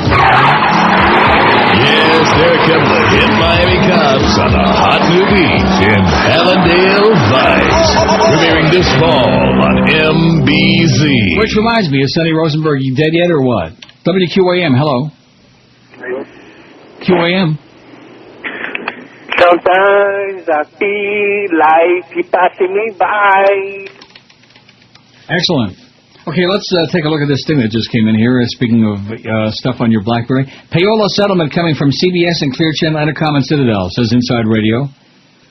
It's along the lines of recent rumors, but the package between these four groups and the FCC, reported today by the AP, is extensive and includes a combined payment of $125 million. No, I'm sorry, $12.5 million. There's a dot. What's dot? $12.5 million and 8,400 half hours of free airtime for independent labels and local artists. Stations would also track their dealings with the labels under a new set of rules of engagement reached with the American Association of Independent Music. That exciting or what? No, I guess not all that thrilling. But there it is from Inside Radio. Oh, Payola, what's that? How come we never get offered any graft? That's what I'd like to know. Really? I'm trying to think all the years that I've been on. No, I remember one time, the late Larry Kent. I was at INZ. Larry was he was a sales guy. You know, he was strange. Sales guy, weekend talk host, whatever. Huge guy. Gigantic. And one night I'm waiting it's about 7 o'clock. I was working 8 to midnight, and he comes in. We were sitting in one of the offices at INZ, and he says to me, "Need some money?" I said, "What?" Really? That's how it need some money? Yeah. And I said, "Well, what are you talking about?" He said, he holds up 3 fingers, 3 bills. I said, "For what?" And to put some guest on the air to plug some, to plug some product or some crap that he was plugging. I don't think so, Larry. Not a good idea, For $300, I'm going to throw all these years down the toilet. Not that there was a little bit of shady stuff going on. Wow. Yeah. Need some money? WQAM, hello. QAM. Hello. Hello. Yes, how about giving the Panthers some credit for getting Noah Welch from Pittsburgh for the deal? Yeah, oh yeah. Oh, that dude, man, for that dilapidated Roberts, man. Give him some credit, dude. Yeah, give him some credit, dude. Yeah, they're going to make the playoffs? No, I mean, they've been on a run here lately. They won a few games in a row. They're going to make the playoffs. No. Highly unlikely for the 8 millionth year in a row. Give the Panthers like we talk hockey on the show. No. Call up Geldy, okay, schmuck? What a call. Jesus, God almighty. 5670560, pound 560 on the Verizon Singular Wireless line. Well, all the calls we had about which there weren't that many of them. I'm shocked. I thought there had been a zillion of them. Wouldn't you? I would have thought. But there were not. But anybody mentioned Treo, they said, unclean. Don't touch it. Don't go near it. Don't do the Treo is what they all said. There wasn't anybody had anything good to say about it, was there? No. Well, how do you like that? WQAM, hello. Oh, and look at that. I did 2 with the 1 finger. WQAM, hello. Yeah. Yes. Hello. Can I talk to Neil? Speaking. Hey, Neil. Yeah. Oh, hang on. I got to change my diaper. I'm driving. It's very difficult. Hey, okay. Oh, there you go. It's South Florida, baby. Little truth in packaging there. WQAM, hello. Hi, Mr. Change my pants while driving. WQAM, hello. Hello, Neil. Is this Homo Radio? WQAM, hello. Hello. Yes. Neil. Yes. What are the Dolphins doing, man? Because I just saw something in the What news. are you talking about? What are the Dolphins doing? What do I care about the freaking Dolphins? Is this a sports show? No, I just want to know if you know. Are you listening to this show? Do you listen to this show? Yes, I listen to your show every other day. And is this a sports show? No. What do I care about the freaking Dolphins? Okay, Of course you care about the Dolphins. Did they sign Brady Quinn? Did they sign Brady Quinn? Miami. Did they sign Brady Quinn? Of course. Not. I do. Schmuck. WQAM, hello. QAM. Hey, Neil, Jim. Hey, Jim. I want to make a comment about the straight men having gay sex you and George were talking about Friday. Yeah. The reason I think that there's a difference is that gay men don't find having sex with women kind of disgusting, but I think straight men that are talked to Neil about it, have you? straight... Yeah, sir, you haven't got... Let me ask you something. Let me ask you a question, sir. Are you gay? I am not. Then how do you know how straight feel about having sex with a I woman? don't say I know, I say I don't believe. Well, you're wrong. You find it hideous to have sex with a woman? The concept of it to me is so absolutely impossible. It just no chance.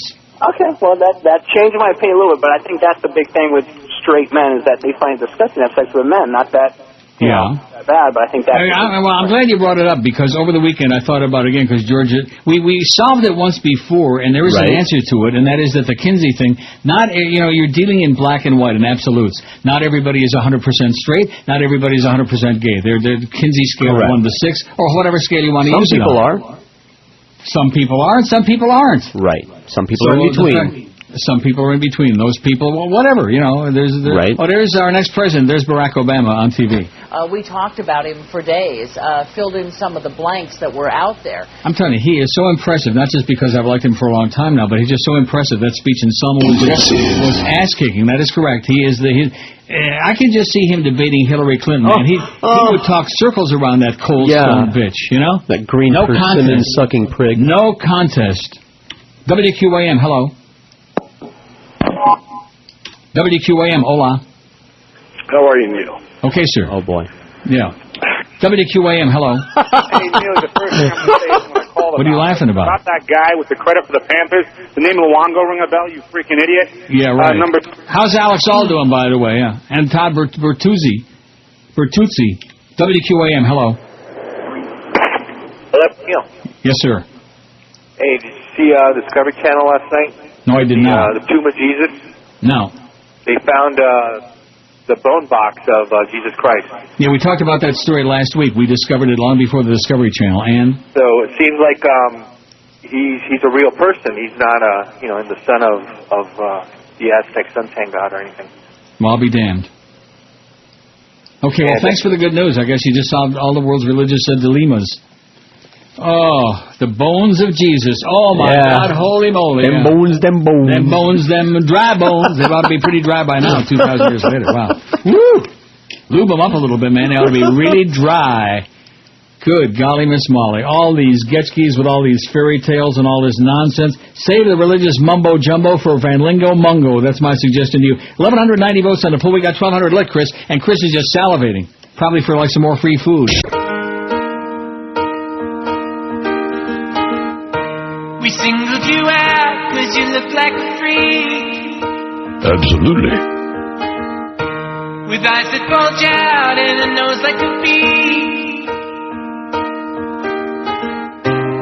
Don't want any viewers to go.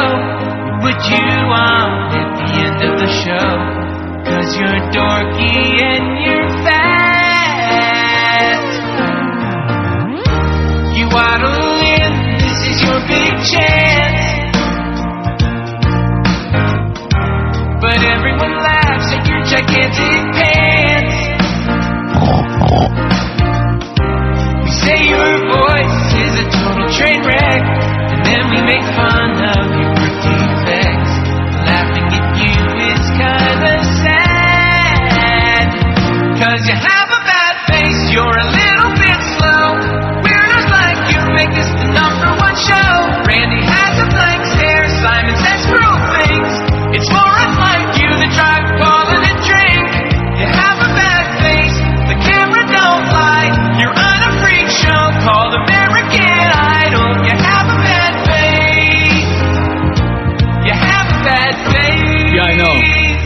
do about it.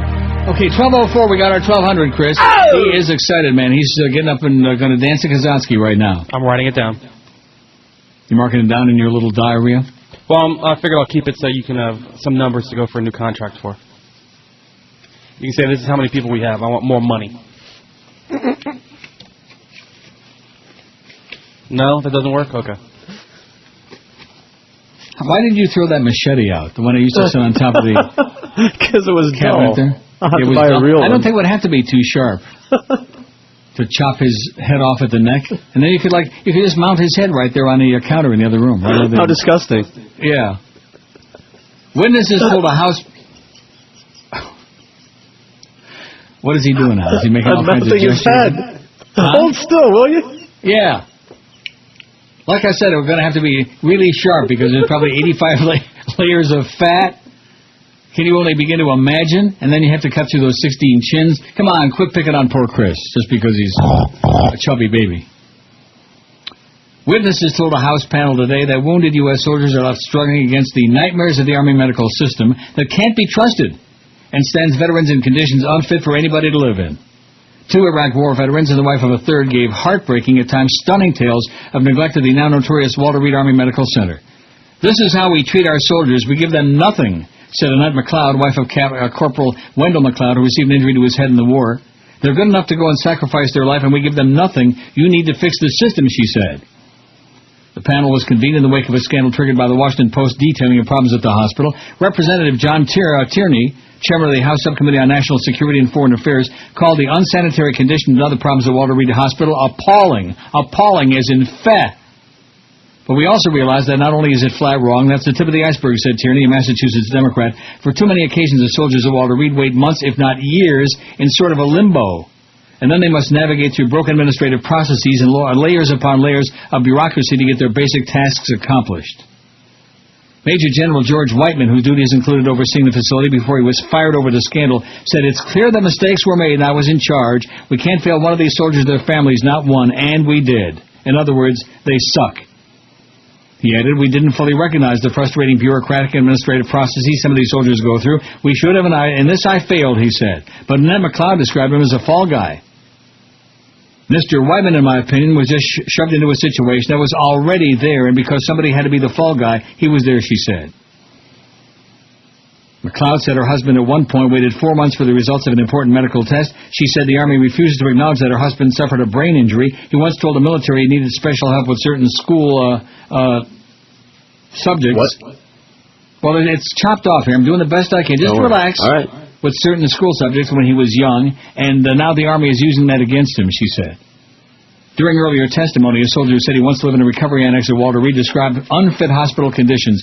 Wounded Army Specialist Jeremy Duncan told the panel he spent some of his recovery in Building 18, an annex former motel used for Walter Reed outpatients. Duncan said that his room wasn't fit for anybody. "I know most soldiers that come out of recovery have weaker immune systems, and black mold can do damage to people," he said. "The holes in the walls, I wouldn't even live there if I had to," he said. After taking his complaints through the chain of command, nothing was fixed, Duncan said. "That's when I contacted the Washington Post," he was saying. Asked what happened after the Post reported what he had to say, Duncan replied, "I was immediately removed from that room, and the next day they were renovating the room." Duncan rejected recent public statements from some military officials that they were unaware of the problems. "There's no way they couldn't have known," he said. "I mean, everybody had to have known somewhere. If they actually wanted to look at it or pay attention, believe me, it's up to them." As testimony began, Cheney was making a speech yesterday to the veterans of foreign wars, saying that President Bush had made it clear there'll be no excuses, only action. "We're going to fix the problems at Walter Reed, period," Cheney said. Bada-beep, bada-boop, bada-bop. Right. Right. You know how I feel about that vice president of yours? How do you feel? Clubman Dreard. 1,210 votes on our survey, on our sex survey. And, of course, a lot of people would be voting, but they're busy upping their tally right now. They're doing the old slip and slide. 5670560. Pound 560 on the Verizon and Singular Wireless line. WQAM, hello. QAM. And look at that. Look how that disappeared like that. Now, that was bizarre. Mm-hmm. I think that caller is like some of my messages from there. It's like lost in space. It's out there in the etheric somewhere. And that was the one. The lights are still here. Thank God we still got the lights on. Last call for call. I thought we'd finish with a big flurry on the phone here, but it doesn't look like that's going to happen. Although we got line 9, which would be very short. QAM, hello. Did you see what's happening now? I see. What did I tell you? What did I tell you? Mm-hmm. WQAM, hello. Hey, Neil, yeah, that guy that they just fired has only been there for 3 months. That stuff's been going on at Walter Reed for since 2003. He's the fall guy, like she said. Yeah, he's a scapegoat. Yeah, and in closing, get the chalk, put me on the Cadillac blood. All right. WQAM, hello. Hey, Neil, how's it going? Okay, sir. I missed the school bus. Can you take me to school? WQAM, hello. Hi, Neil. Yes, sir. This is Larry. How are you? Okay, Larry. I was just curious, is Neil on XM or Sirius? I called Sirius because I wanted to get him. I'm out here in Sebring, Florida. No. And they can't tell me. I get some poor clerk from China or Japan. The answer is no. He's not on either one of them. How do you go about getting on there? I mean, people miss them, you know. They move away from the area, they're screwed, you know. What does that mean? How do you go about getting on there? What does that mean? You know, Howard Stern gets $100 or $200 million, and right. Neil's been around for 41 years. You ought to be able to get, you know, $1 million. Well, they don't want him. They don't want him. They don't want him? No.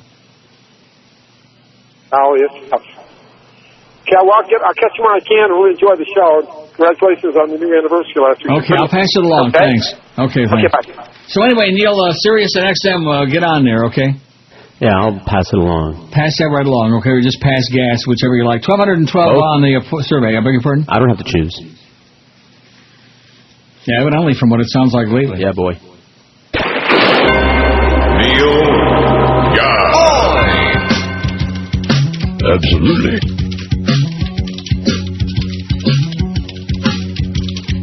Looking for love in the deceptive way, with somebody's picture stolen from my space, blowing words out of my ass on a fake profile. Rectum. Trolling online. Trolling online. I could be good looking or at that hairy age, bi or gay or maybe just straight. Look at all my gullible friends that I've got so far. Trolling online. Trolling online. All the time, everybody lies online. You're gonna find it's mainly guys who have no life.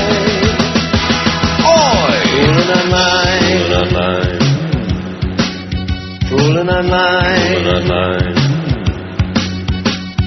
I'm giving hope to the desperate and lonely, even though I may be incredibly homely.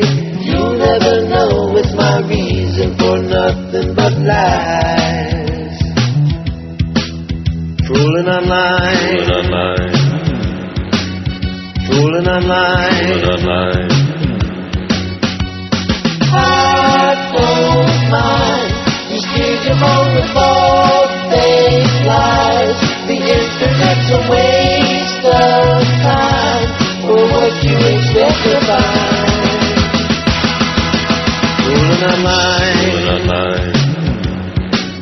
Trolling online. Lie, lie, lie, lie, lie, lie, lie, lie. Lie, lie, lie, lie, lie, lie, lie, lie. Lie, lie, lie, lie, lie, lie, lie, lie. Lie, lie, lie, lie, lie, lie. Okay, 12, 144. Don't say 12. Oh, man, it was a bad slip. And tomorrow, 12:50, baby. All right, we got the Marlins and the Red Sox in Jupiter tomorrow. What did I tell you about those Marlins? We love the Marlins. Great. They be the best, yeah. Anyway, we had 6,500 Ann Coulter stories early in the show. If you didn't look on our MySpace page there on the where the comments are, listener comments, scroll down to those and take a puke at that, man. Wow. You dare. Yeah, if you got a strong stomach and you haven't eaten a big lunch. A video's worth 1,000 words and dollars, too, says this brand new story. Prominently featured on John Edwards' presidential campaign website is a video of conservative commentator Ann Coulter insulting him. Well, I wonder if it's that picture. And with just a mouse click, you can hear the invective and get a chance to donate at the same time.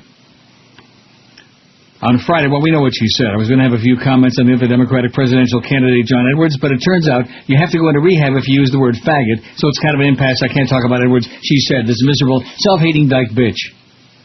The Edwards camp is now seeking to capitalize on the slur by soliciting $100,000 in Coulter cash to show that inflaming prejudice to attract progressive leaders will only backfire.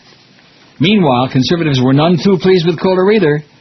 Reverend Patrick J. Mahoney. Oh, no. Oh! He's like an invention of Mr. Ego. I mean, why does he keep serving this right-wing... Reverend Patrick J. Mahoney, director of the Christian Defense Coalition, said, frankly, I would have loved to have heard Ann expose and dissect the radical agenda of Senator Edwards instead of resorting to cheap name-calling. But you do see the difference, so it's just like the Tim Hardaway thing. I mean, there was a little bit of a flap about that, and bada-beep, bada-boop for a day or two, and then life goes on, and it's the same thing with this. If she would have said she hates Barack Obama and then said because he's an N, I mean, the world would be crumbling as we know it. You'd be running for cover. The entire globe would be caving in right now. But, of course, she uses the word faggot, and it's just, another one of those good Christian right-wing Republicans, a good God-fearing, a holier-than-thou, pointing the finger accusatory to everybody else. But then there's that other article you read where nobody ever saw her at church ever. That is correct. Or at the address that she used to pretending to be her polling place that she got her ass in the ringer about. Total phony piece of crap. And it's not just her. You can take any right-wing, whether it's Reverend Ted Haggard or whether it's a Miss Drudge or her. You can take any one of them and just fill in the blank. You know what I mean? Mm-hmm. Interchangeable, hypocritical pieces of crap. 5670560, pound 560. Let's do like a zillion calls here. Oh yeah. Not a lightning round. Remember the lightning round? I know. See, now we do a lightning round for 4 hours every day, although not nonstop. The lightning round. Come on, what do you say? Can you people do it? No. Are they up to it? No, they're not up. And how are we doing on the survey? 1,200 and some? They're busy doing it. 1,232. They're trying to move from one bracket into the next one. If you're like 31 to 50 and you want to move to the next group, do it fast. Find a friend on the street or just a stranger. Maybe just a stranger would be good. What do you think? It'll do. WQAM, hello. Hello? Yes, sir. Neil, they had the Godfather on last night. My favorite part when Tom tells them that they killed Sonny there. Marlon sits there and it just goes. They shot Sonny on the causeway. He's dead. It just splits his breath out and he's just crushed. Hey, did you guys ever roll tape about on that day that you told everybody about Mo stealing the pizza? That's a great bit. If you could replay that. Wow. We'll see. Clemenza promised the Rosado brothers 3 territories in the Bronx after he died. You took over, and you didn't give it to them. I was? You were. Yeah, Clemenza promised them a lot. Clemenza promised them nothing. He hated those son of a bitches more than I did. Frankie, they feel cheated. Mike, you're sitting high up in the Sierra Mountains, and you're drinking, what's he drinking? Champagne cocktail. And you're passing judgment on how I run my thing. Tua famiglia ancora porta il nome del Corleone. È più semplice, devi rispettare I cosi di famiglia. I think that's what I'm doing right after I finish my dentist appointment late this afternoon. I'm going to hop on a plane, I'm going to fly to Sicilia, and I'm going to Corleone. That is someplace I would really like to get to someday. Mm-hmm. Not necessarily Corleone, but Sicily, like maybe Palermo, No? You don't have that on your I'd love to go there, yeah. Yeah, let's do the show live from Sicily, from Sicilia. That'd be great. Olio oliva. And you do understand, olio oliva, che pane. And maybe Eli Wallach will be there eating cannolis. Now, he's not still alive, is he? Please tell me he's dead. I think he's still kicking. Eli Wallach is still alive. They hit him with 5 shots. And he's still alive. I love the way that Salazzo said that in that scene. We hit him with 5 shots and he's still alive. He was good. Well, that's bad news for me. And bad news for you if you don't get Sonny to make that deal. I'll wait. And he was so great in there, too, And now, you see him years later. James Caan. What was that movie where the woman was trapped in that elevator? Oh. You know what I'm talking about. Yeah, I do. It was great. I've seen it And he was really young. He was a young punk back then. He was great in that movie. Lady in the Cage. Lady in the Cage. Very good. Very good. Wow. See, because I saw that movie before I started smoking dope. And then you go to the Godfather, which is kind of like the intermediate years when he was like, I don't know, maybe in his 30s or whatever. About 30, man. And then you go to like Misery, for example, with Kathy Bates, where he was, and he didn't look like the same person even, right? He just looked like an old man. Right. Believe me, I know all about old man. WQAM, hello. Not there. QAM, hello. Hey, Neil, how's it going? Okay, sir. Doing good, doing good. Listen, Geico Insurance, so easy, even George can do it. That's my little pick. WQAM, hello. Neil, Geico I got a question Insurance. for you. I got yes. You. Who's that DJ that was on Big 106 who was taking the fence in and she died? What was her name? She didn't die. What are you talking about? Like, I don't know, was it 15 years ago or so? She didn't die. She didn't? Oh, I thought she did. Linda Energy. Yeah, you're right. And her husband invented the stuff, didn't he? Yeah. Her husband died, and he's the guy in Jesus' tomb. Those are the bones that they're looking at. Well, how do they like that? Well, I might just have to play that. Let me see how long that is. I saw Linda Energy. I love that. Huh? Tuition. Oh, it's 144. I don't mean right now. I mean... And, of course, her husband was a physician. Oh, man. Let's go back to Paxton again. And Paxton IOD, what do you say? Okay. You got to admit, that was some pretty bizarre goings-on. And we had one. Now, she wasn't the traffic lady. That was, oh, brother. That was somebody. I'm going to sue these bastards. Remember her? That was Mary, and she was the traffic lady. No, but I'm not talking about her. I'm talking about the Jews for Jesus lady. Oh, that was Bonnie. She was the sales secretary. Boy, what a memory you got. How the hell do you remember this crap? My God, are you... wow. I wasn't high while I was there. Stuff.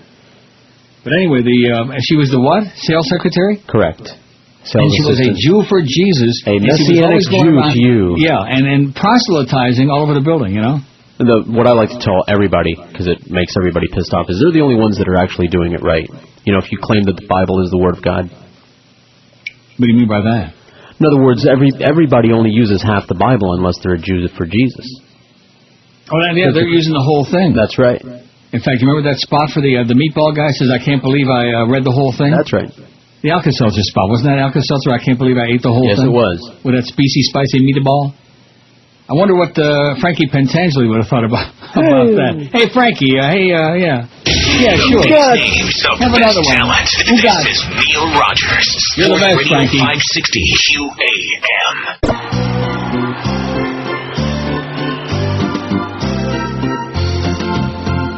Let's abuse some more prisoners.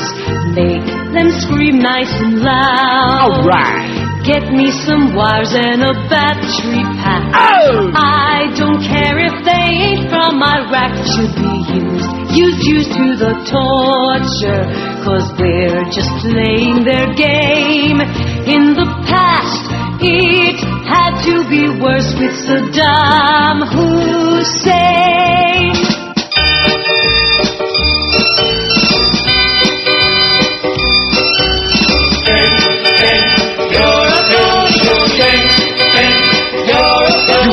She said I was too obese. Take some fen for relief. Now she's got me hooked on bees. I got them from Linda Energy. My pulse is up, down, my head spinning around and round. Haven't slept for 3 days now. Whoa, some weight program, give me a break. How many drugs do I have to take? My hair's falling out and it's been hard to bleed. Since I saw Linda Energy, you know that my heart's been going wild. Feels like I wanna die. Chills that kill and constipation, not to mention hypertension. She's out peddling drugs all day. Rectum. Drop some weight but ruin your brain. Her doctor husband says it's okay. A physician to me. My pulse is up, down, my head spinning around and round. Haven't slept for 3 days